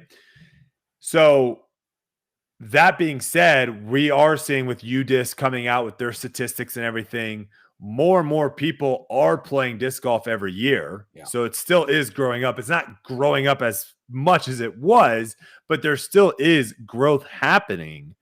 What are some strategies to get people that currently are playing disc golf that either A, don't know that the Disc Golf Network exists and the Disc Golf Pro Tour exists, or B, tried the Disc Golf Network at one point and was like, that's not for me. I don't like it for whatever reason, right?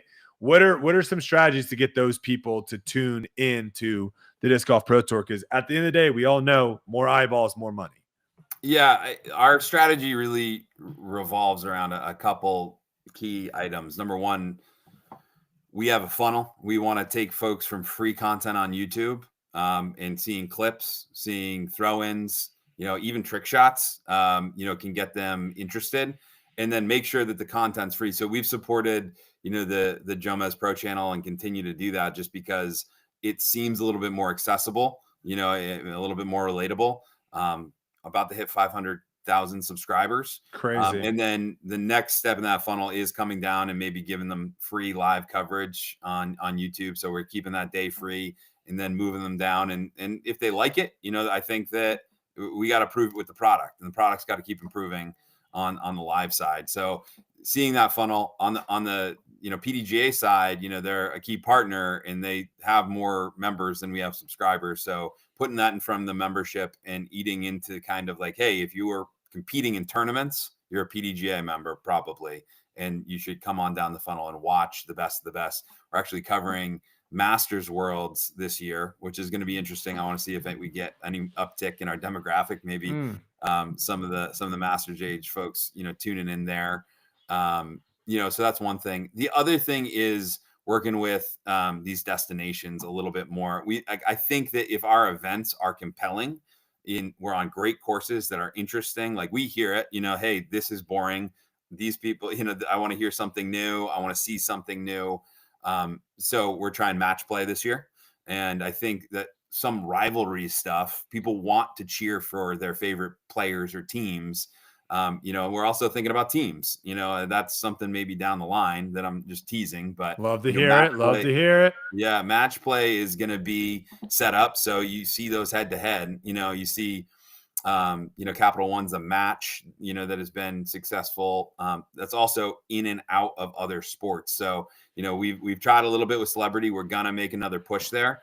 That does cost some money. You got to put a little chunk of change up if you want to get some outside talent. But if you bring in outside celebrity, if you change up, kind of the format and dive into rivalries, we think those are the things that make it more compelling.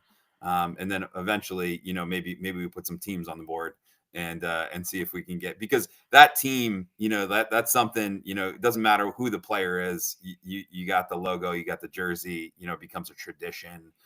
So it's something that we're looking at. But if the event product as a whole, like with these destinations, like let's just say like we're working with the Austin Sports Commission in Texas, right?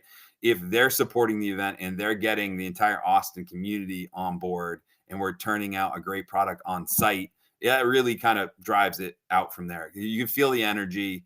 If the event is dead, it's going to be a hard watch. If the event is good, if the event's really good, it's a great course, it's compelling, I think that leads to kind of on-site viewership being compelling, to online viewership being compelling too. So it's really about continuing to grow the quality of the events, because then it's fun to be on site, and then it's going to be fun to watch online. A couple of those other ideas thrown in there, but those are the two things: working down the funnel and then just improving those quality of the events, improving those networks, and some of the tactics that we have for driving storylines. Yeah, I think about like if I'm walking down a street Mm-hmm. and there's like a street performer singing, right? Mm-hmm. If they're decent, let's say they are decent, but there's no one watching them, I'm probably just going to keep walking.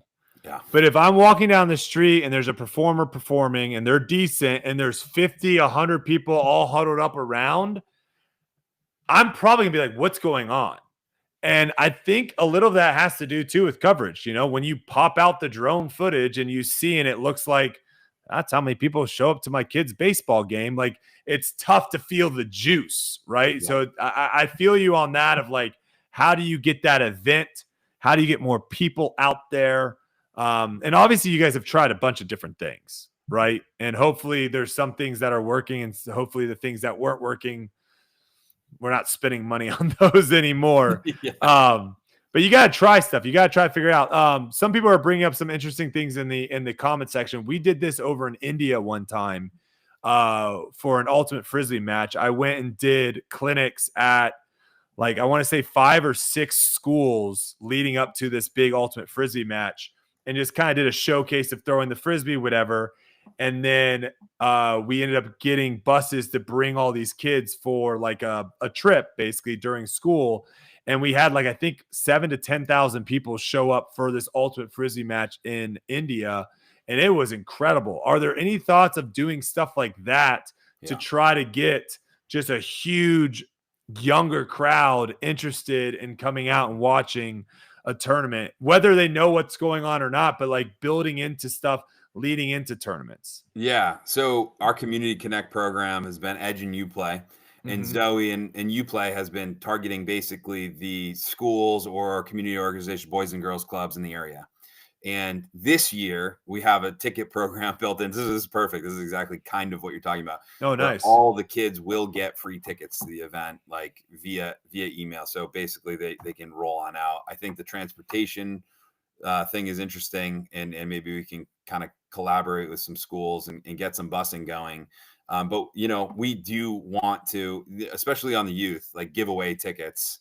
And if they're not, first of all, tickets, I think 12 and under are free for Disc Golf Pro Tour events. So if anybody in the the chat or anybody watching this, like if you have kids, you can bring them out for free.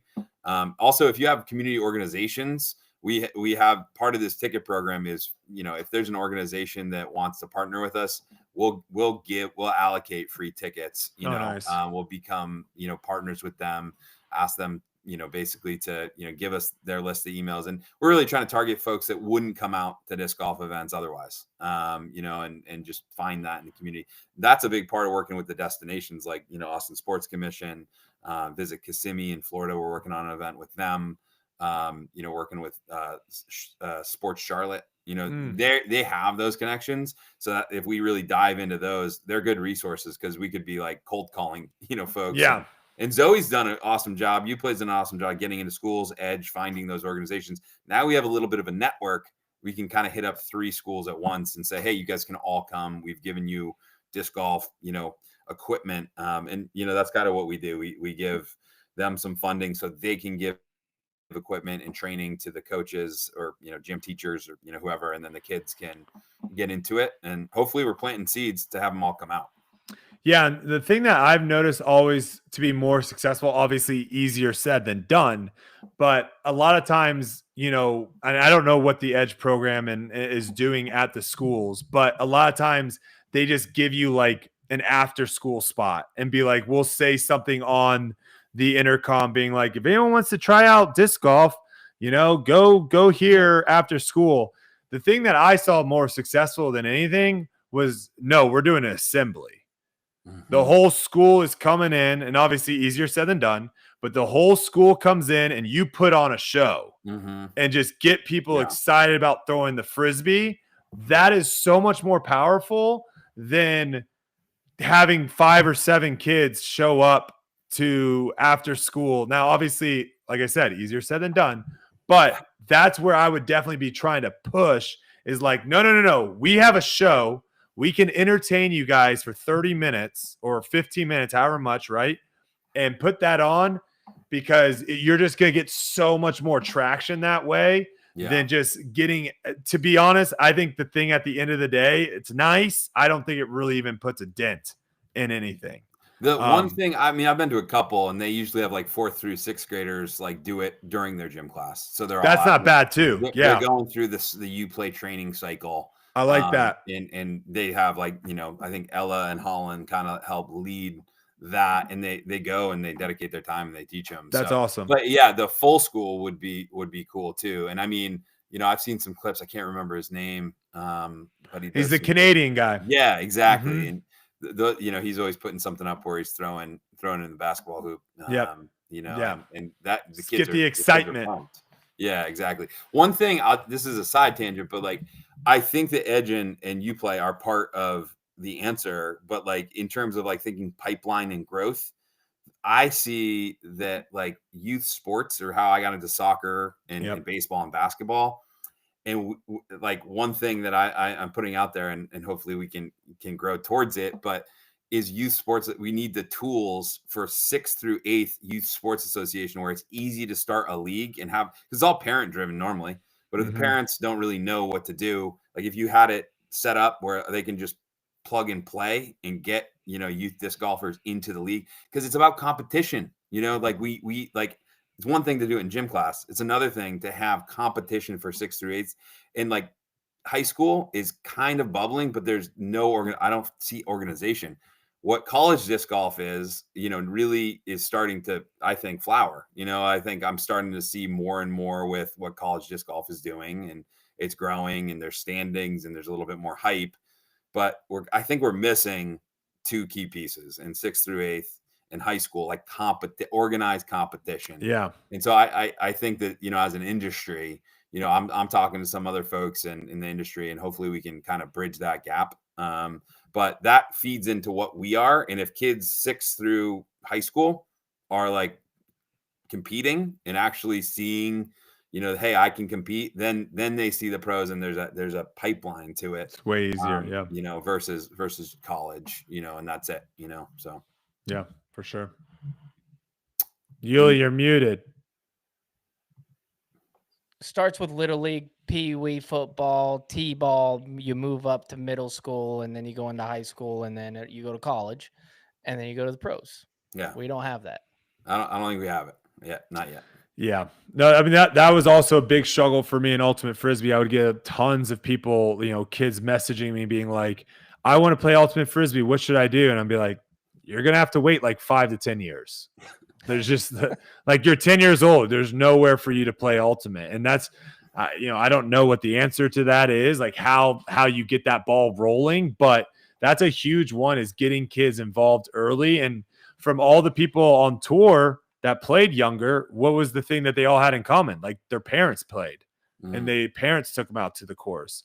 Or they lived right by the course. Yeah. I grew up, other than tennis, my mom would just drop me off and I'd be at the basketball court, like I would play with my buddies and whatever. So like it's like trying to get that going, I think is huge, having at a young age. Yeah. My nephew is 11. He's super into it and great already really good. I mean, the great part of disc golf, you can do it on your own. He lived on an organic farm just as a basket, playing Which all is the time. nice. But when he goes in competition, he's like, should I play MA3?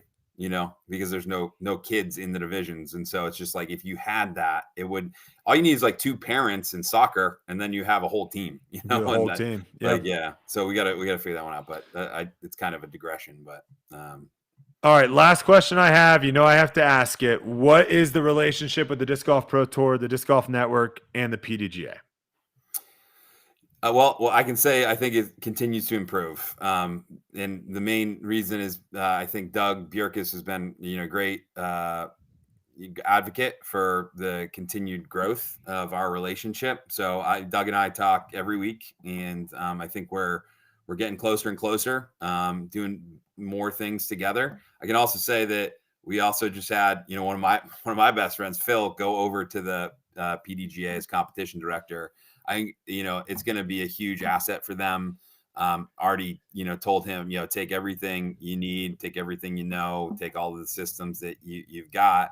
I think the vision is really, how do we, and I've been saying this since we started, but how do we use everything we've got in terms of resources to be at a really high level for DGPT every week, but pump that up to the next level for majors. And I think in a lot of ways that's starting to happen. I think when in 2021, there were maybe some misses in majors, and now I feel like we are integrated a little bit more, that they are dialing it up even more.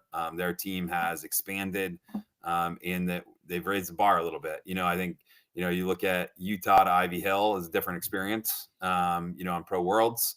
And I know that Pro Worlds this year is going to be wild. I think probably record setting in terms of attendance, first European Pro Worlds, and probably going to be something really special, I think. But then you look at D-Glow in Portland, we've got those kind of, big successful events with big crowds, big purses lined up. So I think that those are all results of like things working better together. And the relationship is I'd say strong.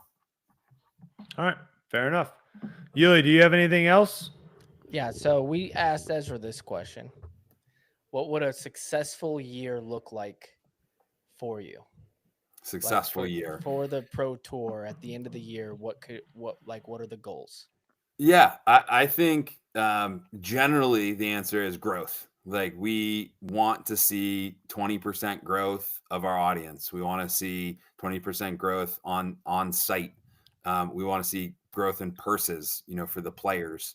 And we want to see our products get better. We want our stakeholders, partners, players, fans to feel like the investment that they've made, the time they put into the tour, is beyond worth it. And we want to deliver for them. So I think that the way that shows up is through growth. So we just want to kind of push that ball forward. Obviously there's some basics that I could say too. We want everybody, safe, happy, and healthy at the end of the year. And, there's obviously risks in the event business and being on the road. So that's obviously maybe without saying there, but definitely our focus is growth. And I think that after Supreme Flight Open, we're seeing kind of things trending in the right direction this year. Love it. Awesome. Well, did you have anything else for the people?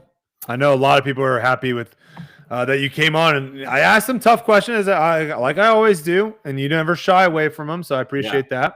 No, yeah. Hopefully, I answered folks' questions, and I'm going to shout out Zenny one more time. I mean, that's kind of a big win for us. Hopefully a big win for Zenny too. But official eyewear of the Disc Golf Pro Tour. Are these prescription glasses? Yeah, they can be. They're the biggest online dealer of eyewear. Okay, I might have to look into this, because I've had my glasses for a very long time. Yeah. And the prescription isn't what it is now. And so when I finally went in, they always ask me, because I have to get I get year contacts every year.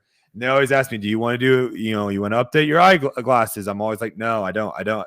This year I actually did, and they sent them to me, and it's like I'm in a fun house.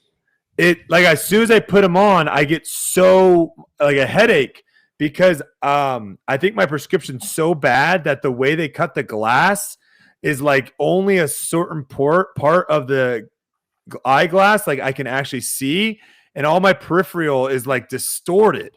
And as soon as I put it on, I'm just like, so I got maybe check out these Zenny people. Maybe they can actually give me glasses I can wear. You can go browse frames. They got sunglasses. They got regular glasses. You can use your prescription. I've had these glasses for too long, so I'm probably going to go to Zenny and get myself a new pair as well. All right. There you go. Zenny. Love it. All right. Well, appreciate you coming on, Jeff. We look forward to the changes and all the stuff that you talked about in this season. We hope everything goes well, man. What about you? I mean, you got your tour card exemption, Brody. We're going to see you. I pulled my back out on Friday. Okay. Which is bad timing. Couldn't touch my toes for a little bit. But yeah, my plan right now was Waco and Austin and then kind of see how it goes. Yeah. But yeah, Jeff, definitely going to try to play a handful of tournaments, just kind of picking my spots, Awesome. where to play and do that whole shebang. So yeah, we want to see you out there. I mean, Waco would be great. It's kind of got some memories there. I know Waco's one of my favorite tournaments, and we're doing it to where it's all all the beasts this year, which I love. Yeah. I love just grinding it out there. I was surprised with how many people were happy about that. Like, I thought the other course was actually pretty good last year, but it's not people bad. love the beast. People love the beast. It's just unique, and it didn't start off unique like that. When the beast was on the tour early, people were like, "This is like too easy. We need it to be harder." And now people love it. Yeah, you're right. I think it's because of the contrast. I think it's because that we play so many challenging courses now, to where it's nice to have a course that doesn't, you don't have to throw your arm out, but it does have like that. It's got that unique feel, man. Like once you get into hole 4, it's a whole different ball game, and people really like it. So yeah. I think people love to see the unknown that you got with a 3-day tournament there. And I think when you added in the golf course, it kind of leveled a little bit more of what we normally see from tournament to tournament. So, yeah. Watch out for Luke Humphreys. He almost had it last year. He's a monster on that course. Yeah, exactly. He's a monster on that course. Yeah. So. But we also want to vary it up. We might be back at Lake Waco in the future, but we're 4 days in Austin, and we'll I think contrast too. We don't want to same event, same spots every year. So we're looking to try to have variety. All right. Love it. Yeah. Well, appreciate you hopping on, man. Thank you, Jeff. Always welcome. Take it easy, man. All right. Later. All right. There you have it. Jeff Spring. Always a pleasure to talk to him just to see exactly what is going to be going down and answering some tough questions tonight, Yuli. Yeah, he was. A little tough questions here some and there. Toughies. You threw some toughies at him. Yeah, he's very well spoken.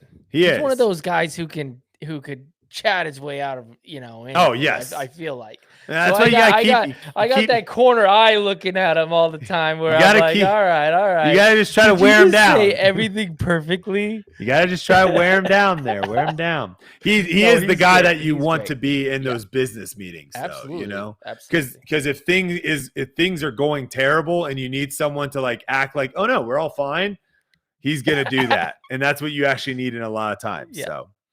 All right, let's hop back in and talk a little, wrap up a little bit on MPO. Then we got a little FPO to talk about, and then we'll end the show here. So let's talk about hole 13, Yuli. That was one that you mentioned prior, saying you didn't like the change. It used to be that really kind of unique par 4 where everyone was scrambling from a different spot, it seemed like, for their second shot. Where now they moved the basket up, and now it plays as a poke and hoke par 3. Paul did mention in his press conference before the tournament, he said that he doesn't love the hole the way it is, but next year it should be where it should be. So it sounds like they're still, trying to work it out. That's and hopefully silly to me. It's so silly that you can move a basket 20 feet and fix everything. You could just fix it.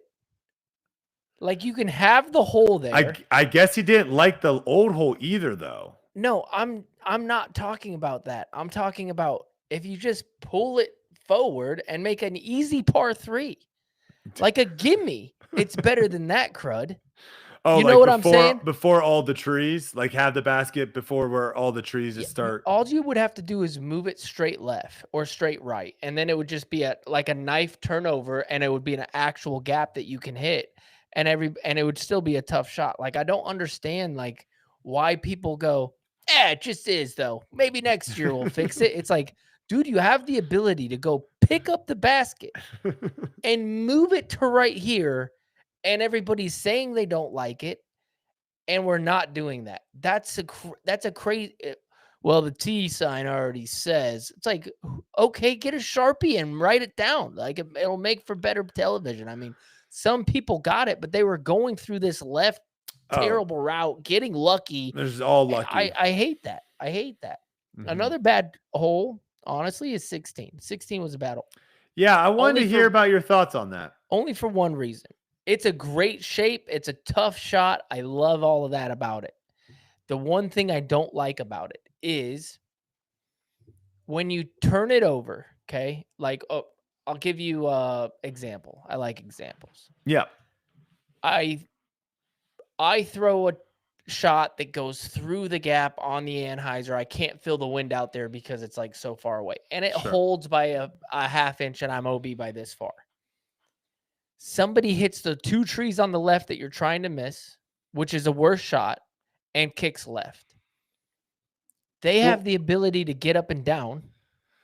And the person who goes out of bounds because of the way the OB line is, with a perfect shot almost, he's off by it's not even off by an inch. You just misread something that you have no control over, let's say. You're stuck at a spot where you can't get a par. Well, 17 is the same way, Yuli. Like you cannot get a par. 17 is the same way. You throw a shot that barely goes into the lake. You're not, and where you have to take it OB, you're not getting up and down from there. Very impossible. And then someone shanks their tee shot. Yeah, someone shanks their tee shot to the right. They're not OB, and they can just chip and get a par. No, I agree with that. It's the same. It's the same. It's not a great design. Yeah. I think 17 is a lot better, and you have a lot more control of landing in the good spot than 16. 16 is more poke and hope a little bit. 16 is 430 feet away. Yeah, I'm just saying I'm with you on a bad shot should just always be punished, and it should never be a worse shot should never be in a better spot. And on 16 and on 17, I think as soon as you get over that hill, it should be out of bounds. Correct. 100%. Yeah. Yeah. So like, absolutely. I never really thought about it because I'm rarely on the hill, so yeah. I'm not like sitting there at that. I haven't been there, so I didn't get that. Yeah, you just want to try to eliminate it as much as possible where a worse shot somehow is better than a shot that almost was good. It's just the OB line is too tight, and somebody also told me it's because they wanted to allow for spectators over there. That's what Paul said. Yeah, that's the silliest thing I've ever heard in my life. Because the spectators were still in the way. I do hate because that. I think one of the reasons we're so strong on this opinion is like that hole was actually really good last year. It was great. Yeah. It's good this year. Here's the thing. The shape of the hole is good.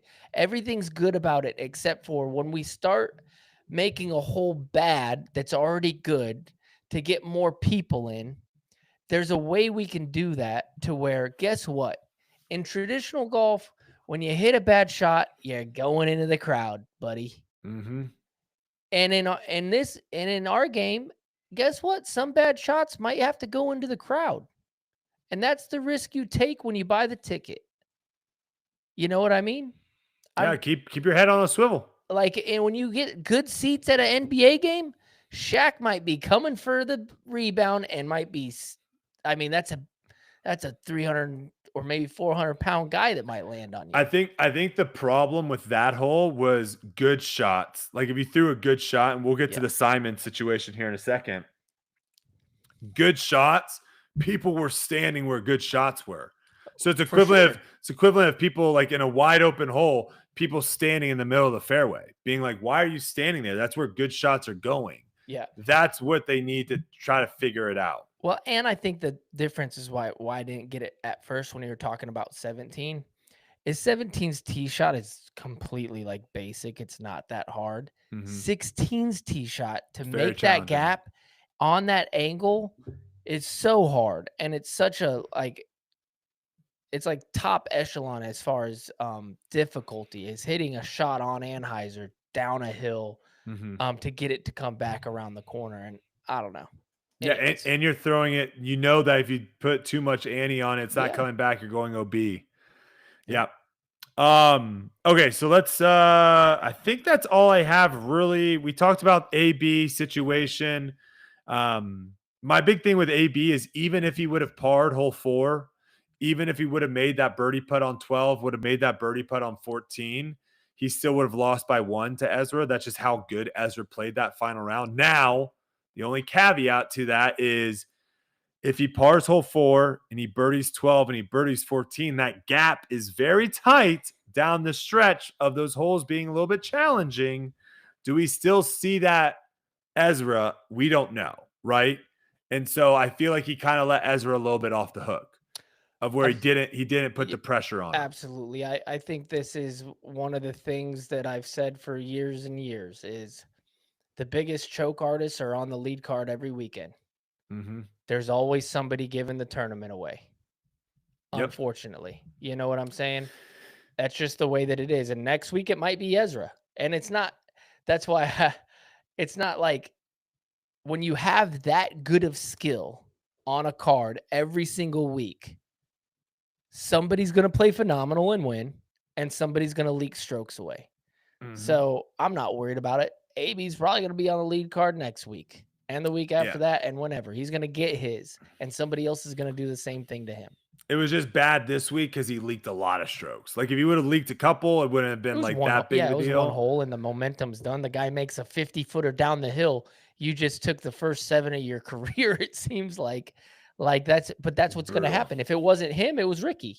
Yeah. Then those guys are close. You think that Ricky, if let's say Ezra's not ahead and then all of a sudden he takes a 7, you don't think that Ricky pumps it up into the next gear? I mean, no, Ricky was trying to charge. Yeah. He was trying to charge. Ricky and Paul played very well down the stretch. It was just they were too far back after the first couple holes. But what I'm saying, you get rid of Ezra and all of a sudden it's a 3-horse race. You don't think, like I said, that Ricky doesn't come back and get him at that point? The momentum flips right there, and it's crazy. He might have. All right, let's talk about the Simon OB controversy here. So Simon's already kind of come out and talked about it a little bit, I believe, on his YouTube or maybe on his social media. I don't know exactly where I saw the clip. But this is the hole that we were talking about, hole 16. It is a shot that requires a flex backhand with a very overstable disc. And the shot is flexing back from OB back inbounds. Multiple people were having the shot kind of skip OB and then, skip 30 or 40 feet left inbounds. Like that was a normal shot. It wasn't an unusual shot. It is a blind shot. So down on the fairway, you can't see the players throwing. You just see a disc basically flying out of the trees. The story is it was a Joe Mez catch cam and a scorekeeper. And I guess the scorekeeper is told to stand. I did not know this, but I guess the scorekeeper is told to stand by the catch cam of Jomez to have I guess, plug in where the disc lands. I'm assuming that's what he's doing there, is if the disc is in bounds or not in bounds. And the Jomez catch cam person told him to stand where he was standing. So it was just a kid. Where he needs to be. It was just a kid who listened to someone that actually is getting paid. He's volunteering. We can't really get too mad at him. He ends up kind of tripping over the OB line. I mean, it's a crazy thing. It's when you really think about it. I was watching it live. It was the funniest thing, honestly. The fact that this happens. Wait, what the heck? The fact that I feel like this happens like multiple times throughout the year in disc golf is it's still wild to me. Because like this stuff happens like once in a blue moon in other sports, and it's always like, oh my gosh, do you remember this? And like you forget so many things happen in disc golf like this that you end up forgetting This all of one's them. crazy though. But he ends up like tripping over the string, Trying to get out of the way. And by tripping over the string, it kind of climbs up his leg. And so it goes from being on the ground flat to being a few inches off the ground. And Simon's disc is just at that same time skipping in to which would have gone right over the rope. But now the string is right in the way and it does like a little grind and then it like back spins off of it and lands OB. So what happened was he lifts his foot to get out of the way of the disc. As he lifts his foot, it catches on his shoe at the perfect point. So it's skipping and it's coming in bounds and he goes, ah, and the string goes boink and hits the nose up. And then it's still going to come in bounds and it dead centers the stake. Oh man. It was brutal, man. So, It was brutal. So Simon's come out and obviously he's being a good sport about it and all that. But let's really get to the nitty gritty. Like this stuff should not happen. It just shouldn't. It shouldn't, Yuli. Happens. And It happens. We're It happens. frisbees. No, it shouldn't happen though. Yes. There are things that can be put in place to make sure that these, because here's the thing. This was not a disc ricocheting off of a first available and then like flying It was into a good shot. It was a This good is shot. where Yeah. shots are landing. Mm-hmm. Right? Because I get it. If like a catch cam is 30 feet behind the basket and a disc skips off the top of the basket, hits a tree, lands on a rock, starts rolling and hits the catch cam. That's a 1 in a million. Even though it happens every year for some reason in disc golf, it's a 1 in a million. It's like, oh wow, that was weird. This is where the catch cam and the scorekeeper are standing in a spot where you're expecting the disc to go.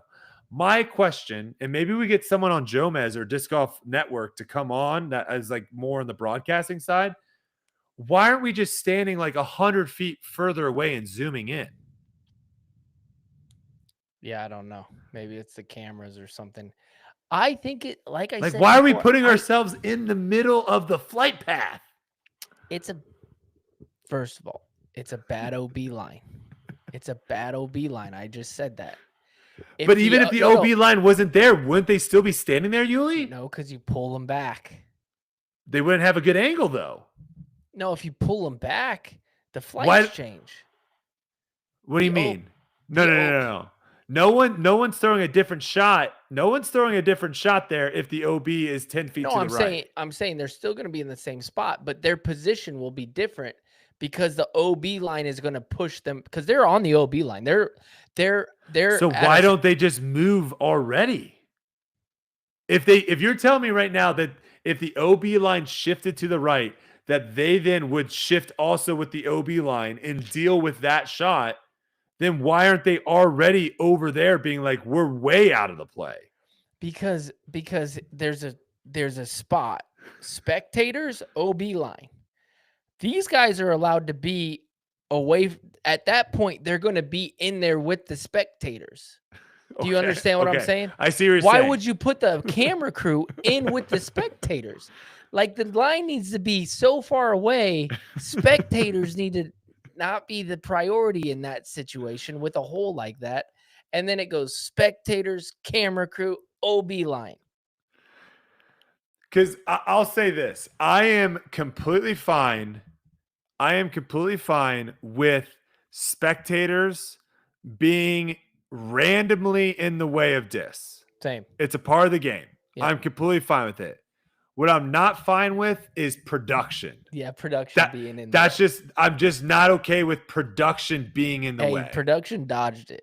It was the scorekeeper. But that he's a part of it. He's a part of it. Like staff should not be in position to because my whole take on this is that Simon played that hole differently. Because again, spectators, it's like the Tiger rule, right? if you're Paul Macbeth and you're going to have spectators watch you wherever you are, you're going to get some lucky kicks off of spectators and stay in bounds. This is the Tiger effect. It is what it is. But Simon should not have to have a more challenging hole because he's being filmed. And he had a more challenging hole because he was being filmed. Yeah. And that should not happen from the production. So He'd also have less pressure if he wasn't filmed. So it'd probably be easier. also, how does this stuff happen so often? It's baffling to me how many times. And it's always like just weird stuff. It's not even This like one was wild, man. it was funny. Hunter, you'll see it on debate night. Hunter said, this is the one time that if the scorekeeper would have tried to straddle the disc, it might have been okay. You remember that guy? Yeah, I With remember that. double guy. G? Just right in the chest. Hey, but to the kid who's probably getting some flack, it's not his fault. And No. don't worry about it. Like, you did everything you were supposed to do. Don't even sweat it. You're the man. Thanks for volunteering. It's 100% not on his fault. He's doing exactly what he's being told to Simon do. needs to throw a better shot. Why are you coming out of that? I'm That just was kidding. a It's perfect shot. That was a dime. It was a perfect dime. shot. Okay, let's talk about this Gannon Burr injury because I think this is actually a pretty. I don't know if I want to say big issue, but I think this is a narrative that's starting to create that we at least need to talk about because this isn't the first time. So I'll give my points out on it, and then I would love to hear you rebuttal or whatever you have to say. So before the tournament starts, he makes a post on social media saying, "My game feels okay, but I think I can power through." About his finger being injured. I have a small bruise on my middle finger that is causing me to modify my backhand grip, but it shouldn't be too difficult. So right there, one, I'm fine. Transparency, being open, right? But there is a little bit of this, like, just letting everyone know, like, I've got this thing happening that might cause me not to play well, right? And some players do this every time, right? If they have anything lingering going into the tournament, they're going to let you know. Other players, they won't ever tell you whether they're injured or hurt or anything's going on, right?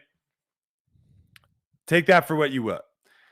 After the tournament, right, he makes a post on social media, on Instagram, on his story. He says, I can't really turn my head right without pain at the base of my neck. Someone help. Crying emoji. I've had this problem for a few months, but it's only gotten worse even after doing exercises I was given.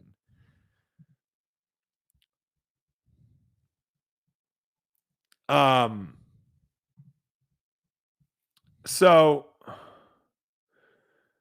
let me say a couple things. First one being, big issue here with disc golf is players are having to say what's going on with them. The fact that players are doing it versus other people versus media, it's a big difference. Yeah. It is a massive, massive difference in just the narrative and how people play it. So that's one. Because then it's an excuse rather than a real thing.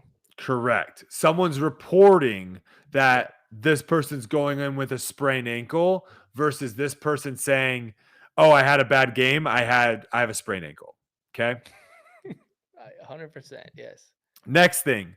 Also, I don't know when this was posted, but someone sent me a screenshot, or I found a screenshot of Gannon doing a backflip into a pool on Instagram. It says 23 hours ago. So I don't know if this was in Florida after Ezra won and that they're Airbnb. And let me see if I can pull this up. I don't know if I can. Let me see. How do I do this? Upload media. Oh, here we go. Let me see if I can find this. It's just like, and we got to get Gannon on at some point to talk about some of this stuff because I do want to hear what his thoughts are on all this. I can't get it on here. This is where we really need a producer. We're in the works, guys. We're in the works. But he's doing a backflip in a pool, and I'm assuming this is at the Florida home celebrating potentially after Ezra won, right? Yeah. So people are already kind of getting on him there, being like, maybe this is why your neck hurts. You're backflipping into a pool. So my first take is, if it was coming from someone else completely, there wouldn't be as much of people coming after him, right? My second take is, if he didn't say anything at all, didn't mention any injuries, didn't say anything at all, I don't think anyone's really saying much. Like, no one's expecting him to finish top 3 at every event. Like, he's still, in my mind right now, is he still the best player in the world? Yes. Right? Like, I haven't changed my mind after this one tournament.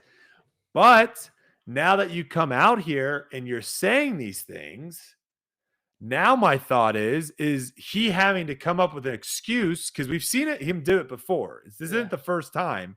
Is he now having to come up with an excuse every time he feels like he isn't performing to how he feels everyone is perceiving him to perform?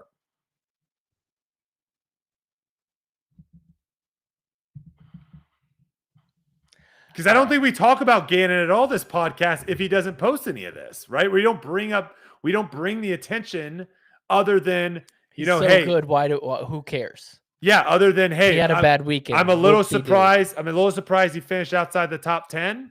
Right. But I'm not going into Waco thinking he's not going to win it. 100%. So it's different. So like we were saying in the beginning, in other sports, the media reports injuries and you're automatically on an IR list, or you're on a questionable, so that people know. Here's what's hilarious. When somebody's questionable in an NBA lineup or like football, like, you don't care. Questionable, like, that means like, all right, are you gonna start my fantasy lineup or what? Like, I don't like seeing that, but that could mean that he has like a torn calf or something and he's like might be able to get through it. Yep. In disc golf, it's like that, and I think it's because he's young.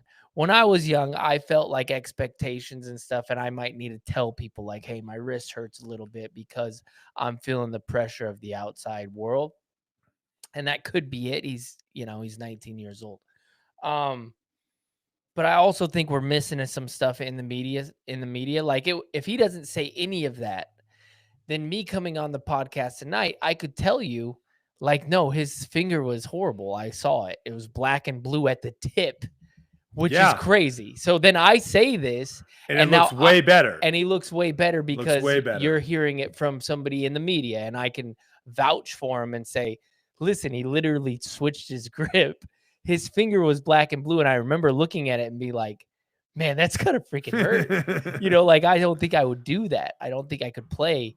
And so he really did have to switch his grip. So that's an excuse, but also, like, he doesn't have to say it. But maybe he does because we don't have media. You know what I mean? And that's a problem. That's where Trevor and Hunter both came forward and said, listen, any players going forward, if they want to let people know of injuries without it coming from them, reach out to Trevor and Hunter. I like that. And they will let people know, this is what's going on. Should we start a questionable and an IR list? That'd be hilarious. Like, each week you look on our socials for like Tour Life socials, and it's like questionable, ankle, doubtful. Yeah. Because Proctor started the week. He didn't DNF. I don't know what happened. He made a post. He said, DNF from Supreme Flight Open. My elbow locked up while throwing an approach on 17. 2 under. Is he just making excuses? Nothing broken, but it's swollen and painful. I have another appointment Monday. Thank you all for the support.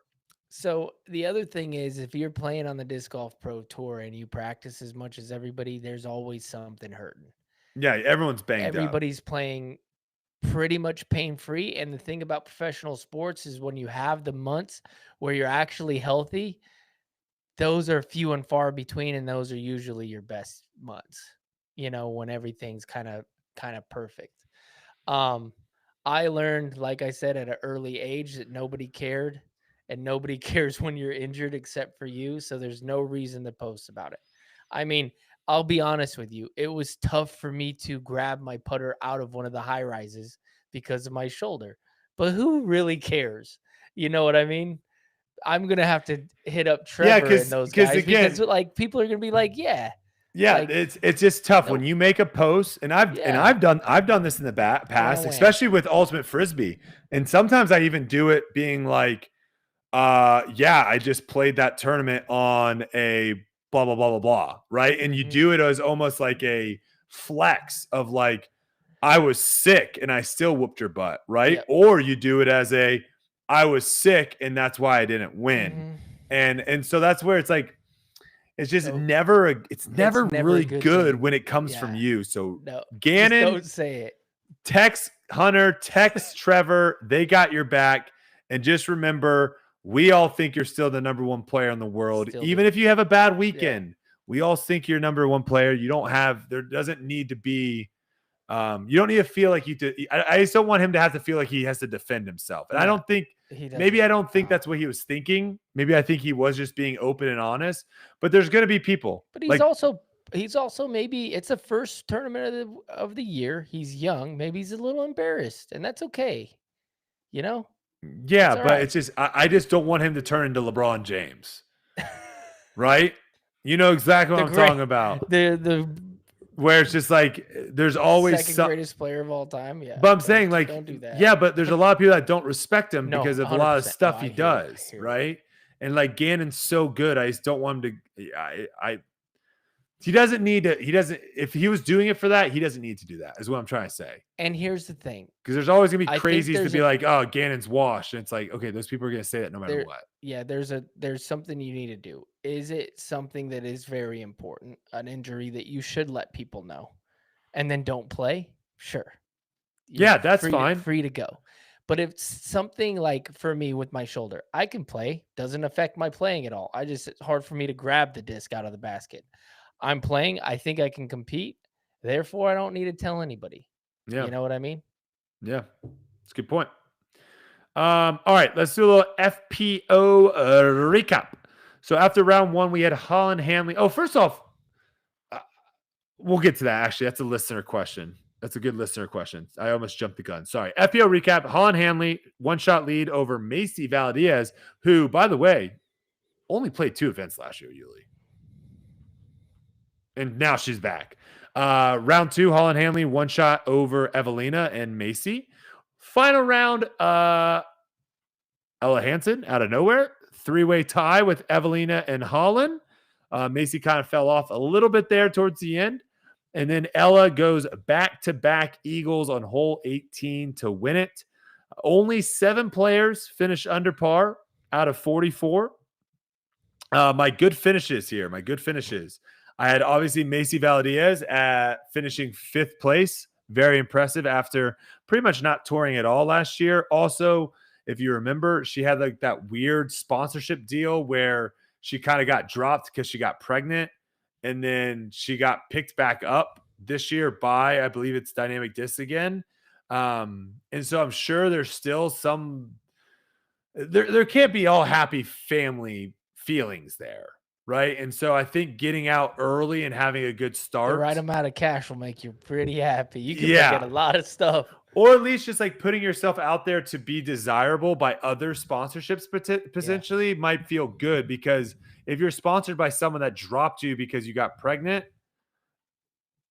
that I think that's scary is what I'm saying for like future sponsorships by that person, by that company. We have Silva Sarnen also on my good finishes. Good final round. Yeah, didn't really get off to a great start, but ends up shooting 6 under the final round to finish tied for 6. So impressive there. My slow starters. Emily Weatherman. Someone I thought was going to make a little bit of a splash to begin the season. Ends up finishing in 19th place, shooting 7 over par. Did have some nice spots, though. Shot 4 under the final round, so did have a good final round, and also had a 6 birdie stretch between holes 4 and 9. So there is some good disc golf happening there. I don't know what happened with the inconsistency, but hopefully she can kind of get that figured out and worked out. Missy Gannon Another one, +6, tied for 15th. She finished third at this event last year. Only finished outside the top 12 once all season last year at Jonesboro. So a pretty slow start there for Missy. You also have Paige Pierce shooting 4 over par, tied for 11th. So not super far, but the field not being as deep.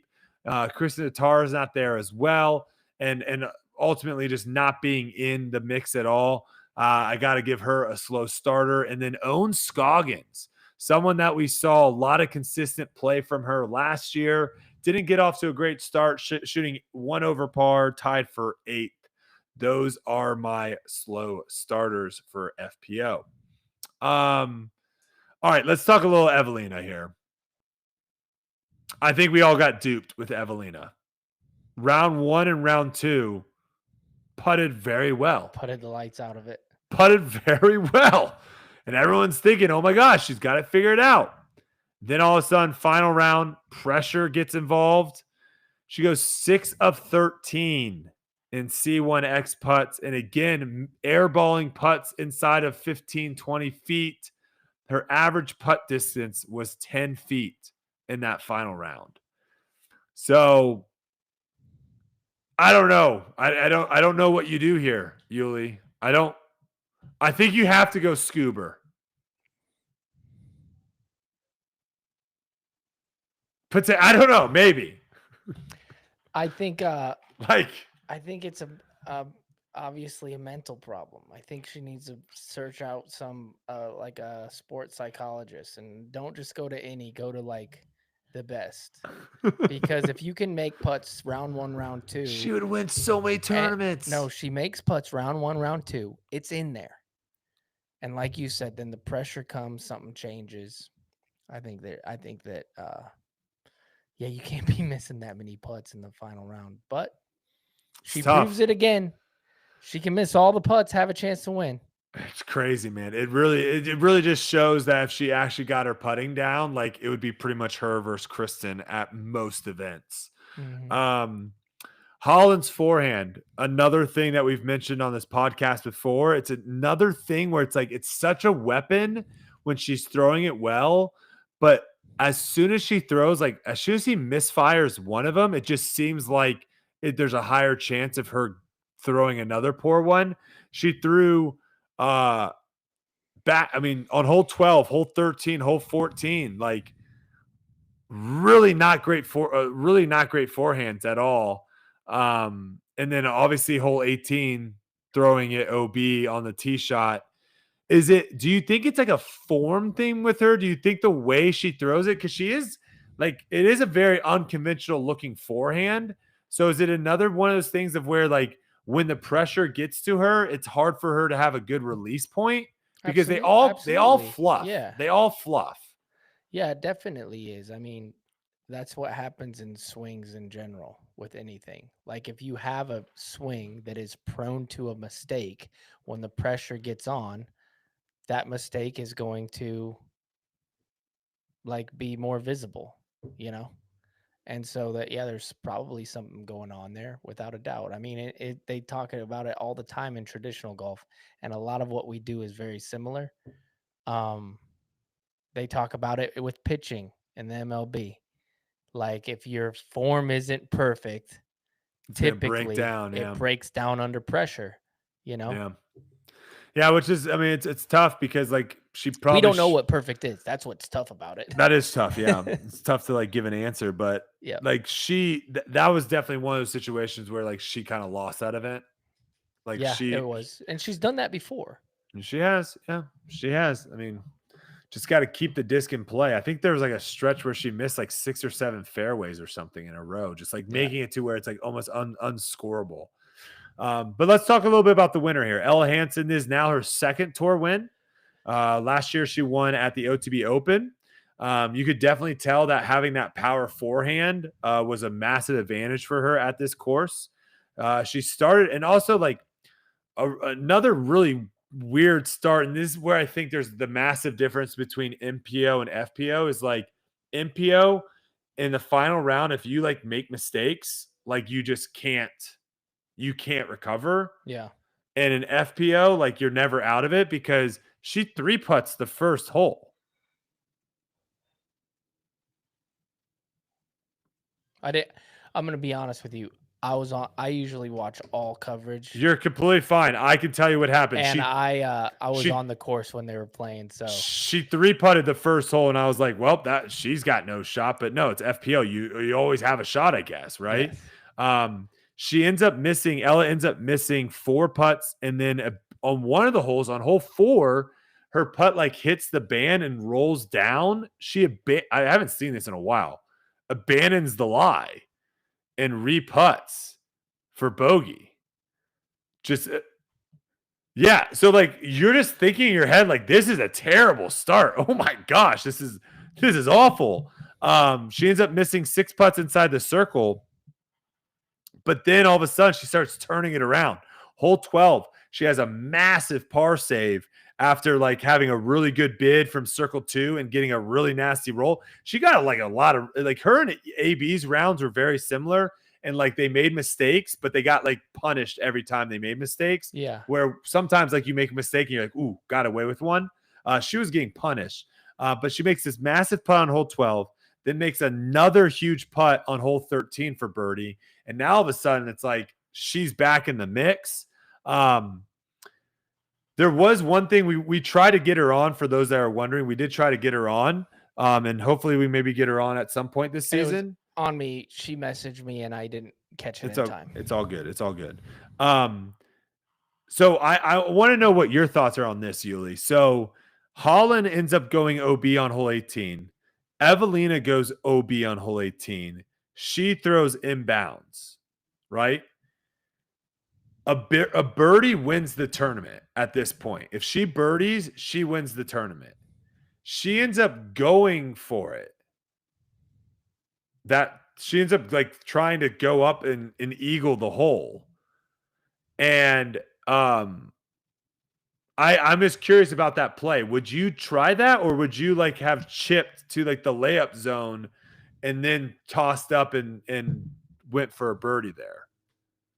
Because I don't know. Depends on how you're feeling, honestly. I mean, I think if I'm correct, it's almost the same spot she got up and down for eagle to get into the playoff. Is that right?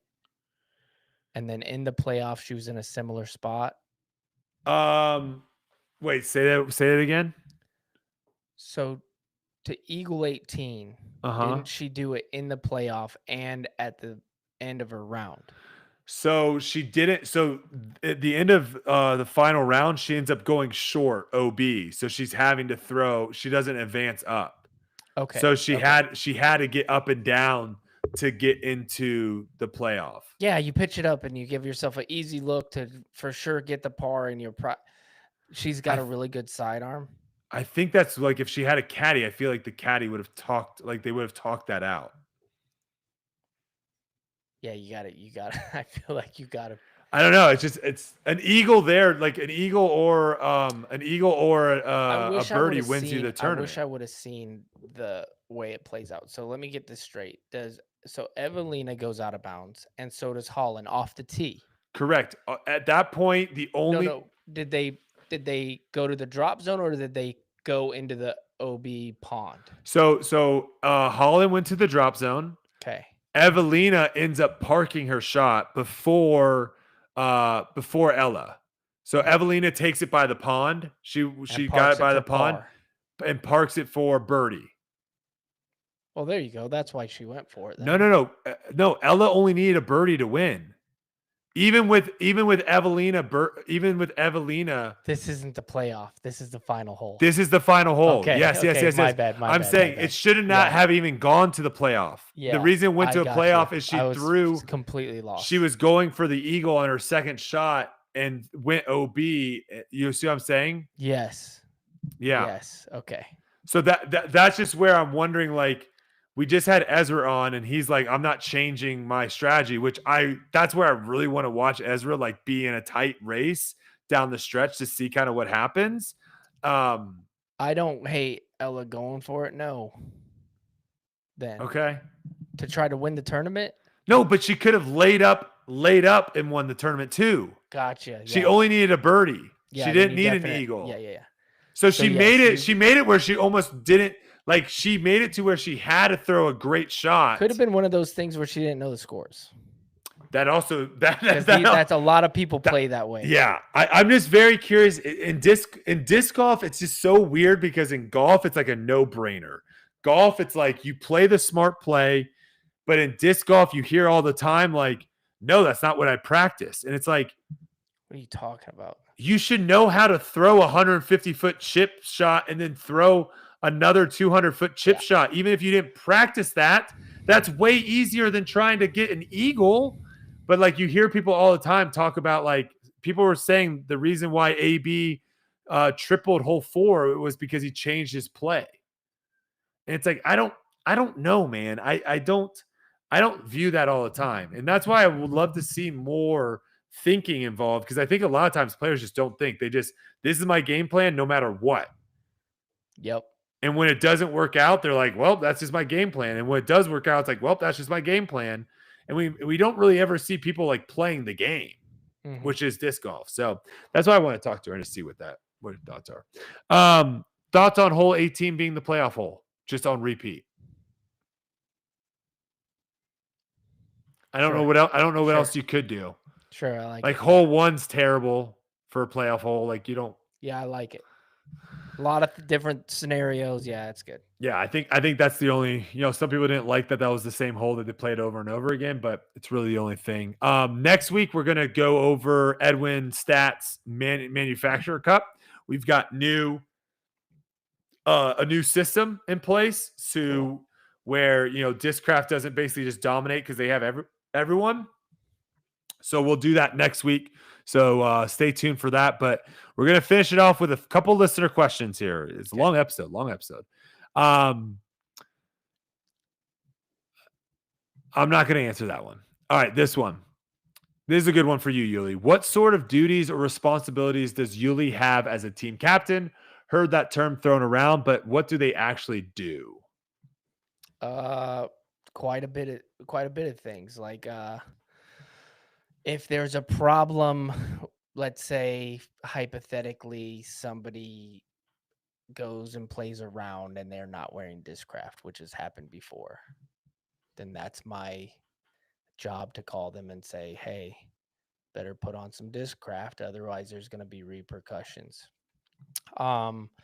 There's different things that I have to do as far as Bob, who's the tour, or not the tour, but the team manager. Mm-hmm. He gets busy and then he'll push something for me to do.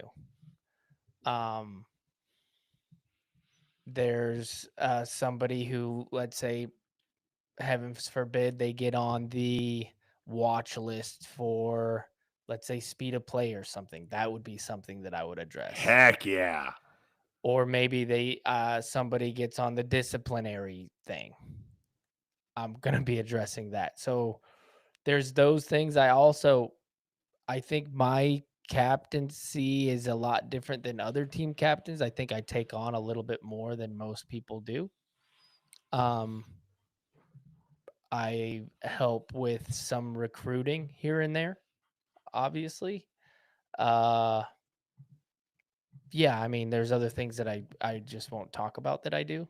But yeah, there's that. It actually comes with a lot of responsibility, honestly. Why do some players skip tournaments? Wouldn't you want to try to make every Pro Tour event to compete for the championship? Is it in their contract to play a certain amount? I'd noticed Eagle wasn't playing Waco. Just curious. Yeah, so most contracts you have to play a certain amount for sure. Like if you're on Team Discraft, I think the mark is 8. You have to play in at least, if you want to be in or have a chance to play to get on like the elite team. Your minimum is 8. And then I think like to be on the team, the minimum is, I want to say 12. It changes every year, but something like that. I don't know. I feel like it's probably pretty smart if you play cruddy at a place to not go there and play. That's why Eagle is not playing Waco. He never plays good there. Yeah. So that's pretty much why. I think I think too, like the way that the Pro Tour has it set up with being able to drop events, like not every event will end up counting for you if you play every event. So exactly like Yuli said, if I'm Eagle, would I rather be on tour another week, or would I rather be back home practicing and getting ready for the next event that I feel I can win at, and not one that, you know, he probably thinks he probably doesn't have. He can play well there. He has played well there, Mm-hmm. but notoriously he plays bad there. Yeah. So like the odds aren't in his favor, and I think you see that all the time. And I think it makes sense, especially when it comes financially too. Like some of these events, like West Coast, for some people, it doesn't make financial sense for them to travel all the way out there and play those events. So it's a mixture of all those things. With Discraft having a full league card of their players finishing at SFO, do you think we'll see some big moves in the next offseason for Innova and MVP? Also, your future plans with disc golf or the Pro Tour? I think that was maybe directed towards me. But yeah, what are your thoughts on that? Do you think, seeing the success that Discraft had in the first event, do you think we're going to see anything happening in the future for Innova and MVP? They better do something because I think we had 7 in the top 10. If you want to advertise your people, you better start making moves. And obviously this could change from tournament to tournament, but our team is ridiculous. The only thing that I would say to that is I think they do just have to look at the numbers, because at the end of the day, like if they could go out, let's just say they go out right now, there's 7 of the top 10 finished with Discraft, right? Calvin was the only one, I think, from Innova that finished in the top 10, right?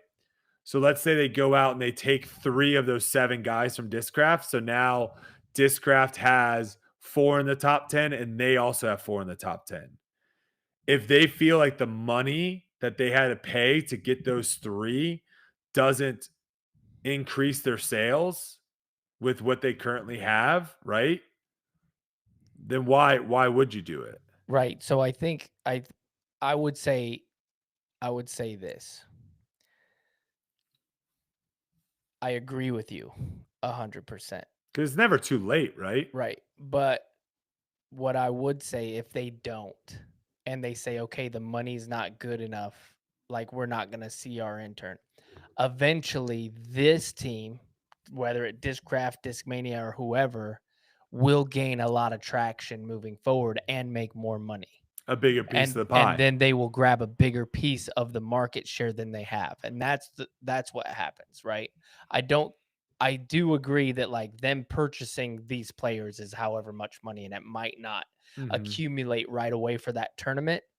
But if another team has everybody in the top 10 every single weekend, they're going to grab a big part of the market share and move forward with that, if that makes sense. I think, it does exactly. I think there's different strategies involved that can make both business models successful. So I don't think the strategy of have the best team is the only one that manufacturers can have to be successful. But it's pretty much a foolproof one. But it is, yes, it is. If you get the top guys and you're not paying them absorbent amounts of money to have them, then yes, I would agree. It's probably the easiest way of doing it versus having to try to get creative the other way, right? Right. And to answer your question, my future plans. So I don't know if you saw it, Yuli, there was some people kind of I had mentioned in the Foundation All-Star event that we did, Silas basically said something to me, and I kind of snapped back at him in a funny way, saying like, I'm not a pro anymore type of thing. And everyone I think some people just kind of took that and was like, what does that mean? Are you blah, blah, blah. My point is like, I am disc golf to me right now has changed drastically over the last several years. So just quick to answer the question as fastly as possible. Disc golf, when I first got into it, I was all about spending as much time as I possibly could to get good. That's what it was all about. And I love the journey of getting good in disc golf. What turned out was that was what my passion and love was really for, was actually the journey of getting good at disc golf and not actually disc golf itself. Right. And so what ends up happening is when you get good, which I don't really remember what year it was that I finished in the top 32 in the tour championship. I finished third place at a tournament. I was leading a tournament at one point, doing a lot of things that we see now. You know, we see players do that now. We think, okay, they have building steps to get to sure. another level, right? So I was at that point. The only way to continue to get better when you're at that point is to continue to put the work in. The only way to continue to put the work in is twofold. One, you have to either absolutely love what you're doing and be passionate about it, or two, you have to love the idea of whatever that thing brings you, right? Fame, money, attention. Those are the only two things that will continue to push you over the edge when you've already kind of gotten to the top level. And unfortunately for me, and this happens to everyone, I'm sure people listening, we've all had hobbies at one point in time and we've liked it, and then we decide not to do it. I'm sure we've all had jobs at one point in time that we liked, and for whatever reasons we wanted to change. And so that's kind of where I am right now. I am not in a realm of wanting to practice disc golf 8 hours a day, 5 to 6 days a week. I'm not in a realm where I'm wanting to go to every single event on tour. And that is why I don't really actually consider myself a professional disc golfer anymore, because to be a professional disc golfer, you have to do those things. That's kind of where I take it. Is, am I still going to be playing at professional disc golf tournaments? Yes. But would I consider myself a professional disc golfer? I don't think so, because I'm not living the lifestyle that you need to have to be a professional disc golfer. Does that make sense? I mean, there's plenty of people who don't practice every single day and they're still going to be a professional, but they're just so good. But You yeah, know? but what I'm saying is, to me, for me to call myself personally, for me to call myself a professional, I'm not going to get upset if someone says, hey, you're a pro disc golfer. I'm not going to do that, because clearly I'm playing. But for me, I don't consider myself a professional disc golfer anymore, because I'm not treating it as a professional. Because I take it very seriously. When I'm going after and I'm attacking something, you saw it firsthand. I go nuts. I go all in. And unfortunately, you know, but I don't think you should. I don't think it's like you have to take it to that extreme, because let's say a PGA guy. Take it to what extreme? I'll explain. PGA Tour guy gets his tour card. Mm-hmm. Okay. Plays 8 hours a day, practices, gets pretty good. Yep. Said guy wins a tournament. He's a millionaire. Yep. Said guy quits playing. Mm-hmm. Okay. Quits practicing. Still plays every other weekend on the PGA Tour. Said guy wins another tournament. Okay. Yep. Without practicing, without doing anything. Sure. Those guys do exist. They're so talented Yep. that they don't have to do anything. They go out there and they just, or they do like they aren't the bare not practicing minimum. at all, but they are. Yeah, they aren't you grinding. Know what I mean? They're Yep. We know those guys that they're not grinding like Tiger Woods on the Yes, range. of course. They're drinking at the clubhouse after their round. And you think to yourself, oh my God, this guy would be unstoppable if he. Yes, of course. So we've all seen those people. That's what I'm saying. You're still a professional, in my opinion. You have a tour card. You're going to be playing at a tournament. Do you think you have a chance to, let's say, cash and get a top 10 if you play perfect? Yeah. Okay, so you're a professional disc golfer. Yeah, I mean, obviously, when I said it was very much like I said in a joking manner, sure. but it does show a little bit to where I am at in my Yeah, disc you're golf, not going to give it 100%. in my disc golf world, in my disc golf life. Yeah. And I'm shifting, right? I'm shifting to different things. Like I love doing this podcast. I was excited to come on this podcast. We have other podcasts that we do. And where I am too right now is I'm at this with disc golf. And this is again just being completely honest with all you guys listening, because I love you guys supporting the show, supporting me, supporting Yuli, supporting all of us. Do I have any interest or desire in going out and playing disc golf by myself? No. I don't think I do either. If my buddies, okay, and maybe we're in different parts of our lives though, but like I'm in the part of my life where I want to do stuff that I enjoy and I love, right? Yeah. And so if my buddies and friends, for example, when the foundation guys come down and it's Hunter, Trevor, Connor, Silas, Yeah, you want to get out and play with them. and they're going out and playing, I have no problem going out and playing. I'm going to have a great time. Yuli, if you and Ezra and Gooseman, if we're all together and you're like, let's go play a round of disc golf. Yeah. But if you also said, hey, let's go bowling. Yeah. Hey, let's go putt-putt. Yeah. Hey, let's go axe throwing. Yeah. Like to me, that's what disc golf is now. It's an activity. The way I view it, it's like an activity that I can do with friends and have a good time. And initially, and again, like I said, if you want to come after me, come after me. I don't give a rip, because you'd be lying to yourself if you never did something thinking that you liked it and then ended up figuring out that you didn't like it. I didn't realize at the time, and it's really impossible to know this. I didn't realize at the time that the thing that was making me try to get really good at disc golf was not my passion and love for disc golf. It was my passion and love at trying to challenge myself at a skill and get better at the skill. Absolutely. Ultimate Frisbee, I had a passion for the sport.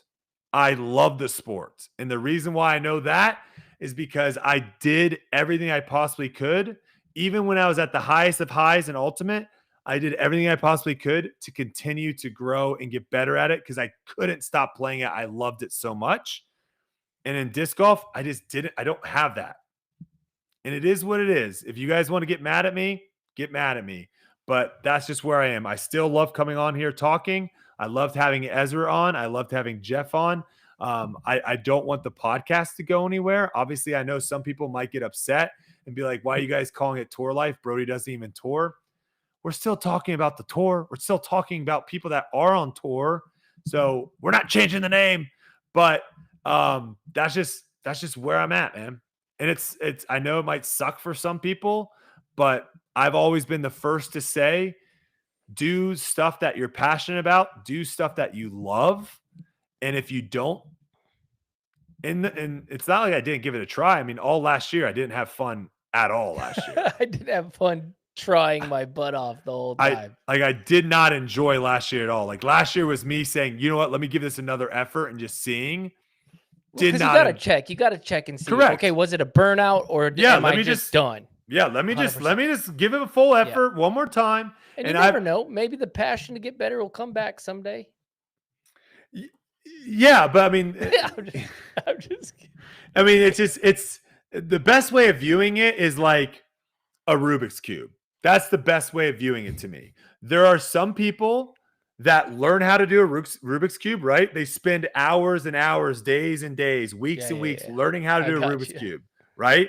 Yeah. And there's some people, as soon as they get it and they figure it out, they never pick up a Rubik's Cube again. They're like, I figured it out. And there's others that go, all right, I want to do it faster. Oh, I want to do it faster. All right, put a blindfold on me. All right, spin it. You know what I'm saying? Like, there's different levels to it. I think I'm the guy that figured out how to do the Rubik's Cube. And I was like, all right. And that's just what it is. I don't know what you guys want from me, but I'm just being honest with you. So I'm still going to go to tournaments. I'm still like, when I'm at tournaments, I'm still going to try. It's not like I'm just going to be chucking discs in the water for fun. And luckily, like Yuli was saying, luckily I am one of those people that are just naturally gifted in throwing plastic. I don't know why, but it is what it is. Yeah. If you want to know, maybe it's the hand-eye coordination. Go check out the latest Dude Perfect video. That'd be awesome if you just come off the couch and play great. Yeah. I would love that. I mean, it'd be actually. better. I'll put my hand up and say it'd be more fun for me if I play great than if I don't play great at these Yeah. tournaments. But I don't think that's gonna change my thing. And so like I'm just shifting now, right? Yeah. And like I'm shifting to a different area in the space of disc golf, and that's just where I'm gonna be at. And I'm gonna do whatever I can to support people that are on tour, try to get people platforms. This podcast is a great platform for players to come on and talk, and you guys get to know them like you have gotten to know me and Yuli. And we're going to continue to do that. I'm going to continue to do stuff with Foundation, obviously. That doesn't change at all, but that's just how it is, man. So if you have any other questions, please let me know. Hit me up. It's completely fine. But it is what it is. All right. Couple more questions. Actually, maybe the last question. Last question. Last question. Who will have the most wins at the end of the year?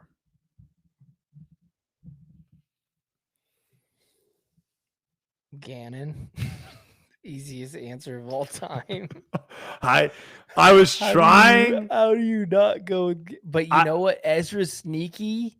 What if, how do you, what if he just all of a sudden figured it out? Because he's got the game and the fearless attitude to be able to compete. The only thing that I would say is there's certain courses that take a big sidearm. Yes, that's what Gannon That's what I'm saying. That. Gannon is the Kristen Tatar of MPO. A complete game. Never, we might have saw, like you said, we might have saw his worst performance of the year this week because he's banged up, right? So complete game and never really, he's always here. He's never crazy. And I was trying to think of another one. AB Ricky comes out. Ricky was kind of playing super well. And here's what I think.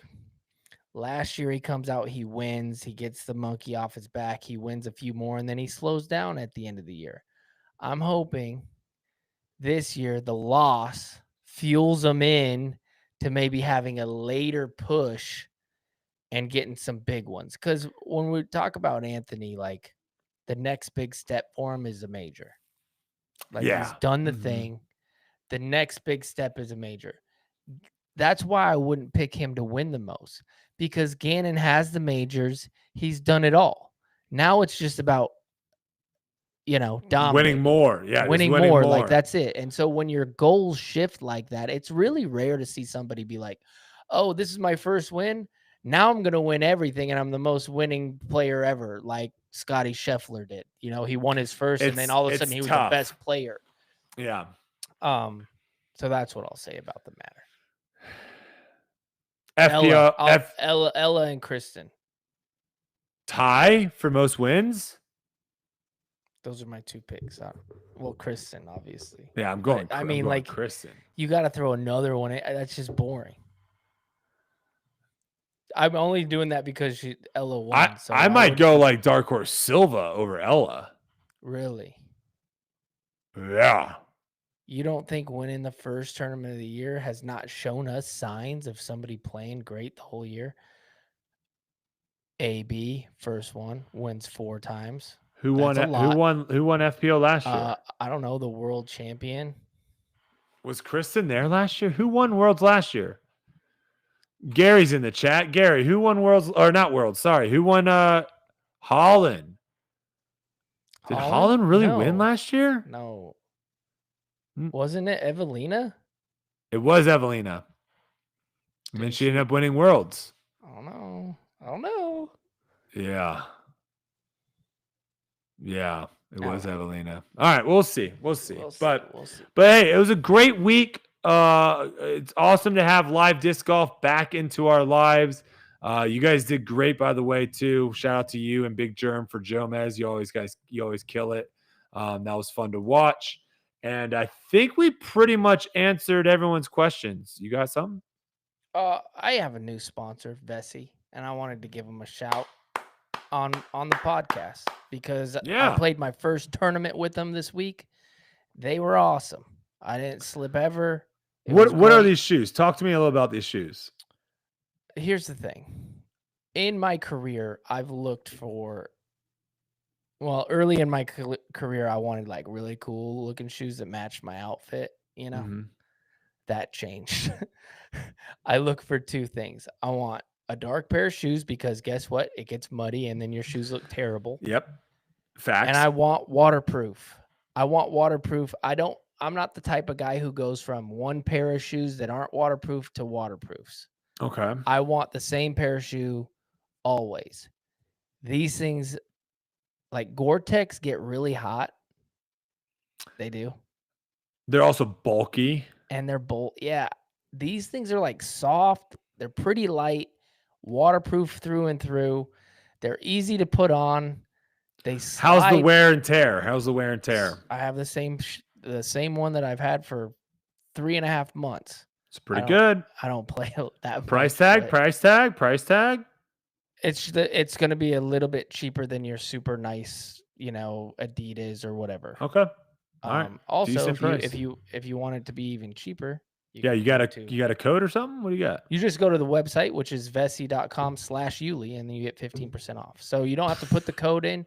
You just go to the website, vessi.com/Yuli. Sounds like a no-brainer. And it's awesome. Yeah. That's awesome. I did a review on my YouTube channel a long time ago. Well, at the beginning of the off season, I think, about the shoe. So if you want to check that out, it'll give you a little more information and what they look like and everything. And they actually hit me up after that. So heck yeah. All right. Next week. I'm trying to think next week. Who are we gonna have on? Do we have any plans for someone? Because I was thinking if we don't have plans for anyone next week, might be a decent time to ask Brad to make a comeback. It's been a while. I would love that. It's been a while. Just kind of hear how he's doing, hear how he feels the tour is about to start up here. Mm-hmm. Get a little fan favorite Brad back. He's having a week this week, man. The champ took him in. He texted me today about he went out and played golf with the champ. Yeah. Traditional golf. He gave me the whole rundown in this text. He's fired up, man. He's having a great time over there. So I'd love to have him. Yeah, so we might have to get him on there, talk a little King Climo action. And then also we might have to get someone from the Go Throw Tour because that's going down next week as well. Yeah, so their first event, it's actually just outside of Dallas. Yeah. So maybe get the winner and maybe even like Luke Humphreys. Who's the guy? See what's going on. Hopefully he wins and then you get a double dose. Oh, it's double dose. Yeah, double dose. We love that over here. So, all right, guys, appreciate it. Update on the producer too.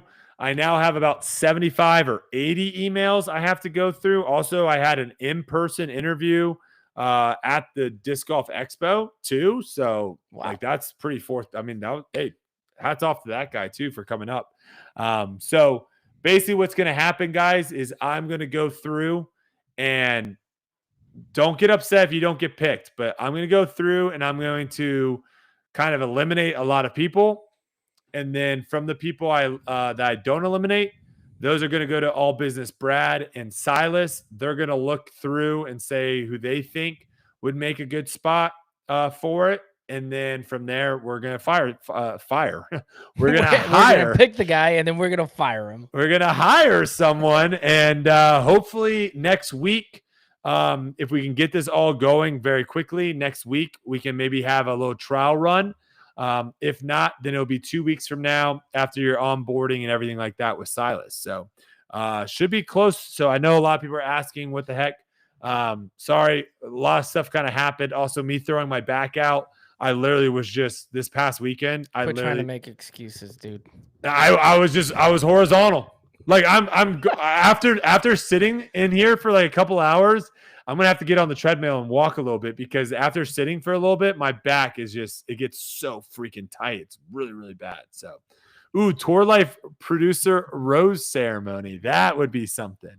If Silas was handing out roses to all the future producers. All right, folks. I Thanks want so much. Silas back. All right, see you. It is what it is. Thanks so much, guys. Appreciate you. We'll see you guys next week. All right, we'll stop it. And then I gotta go. I think I gotta do something else.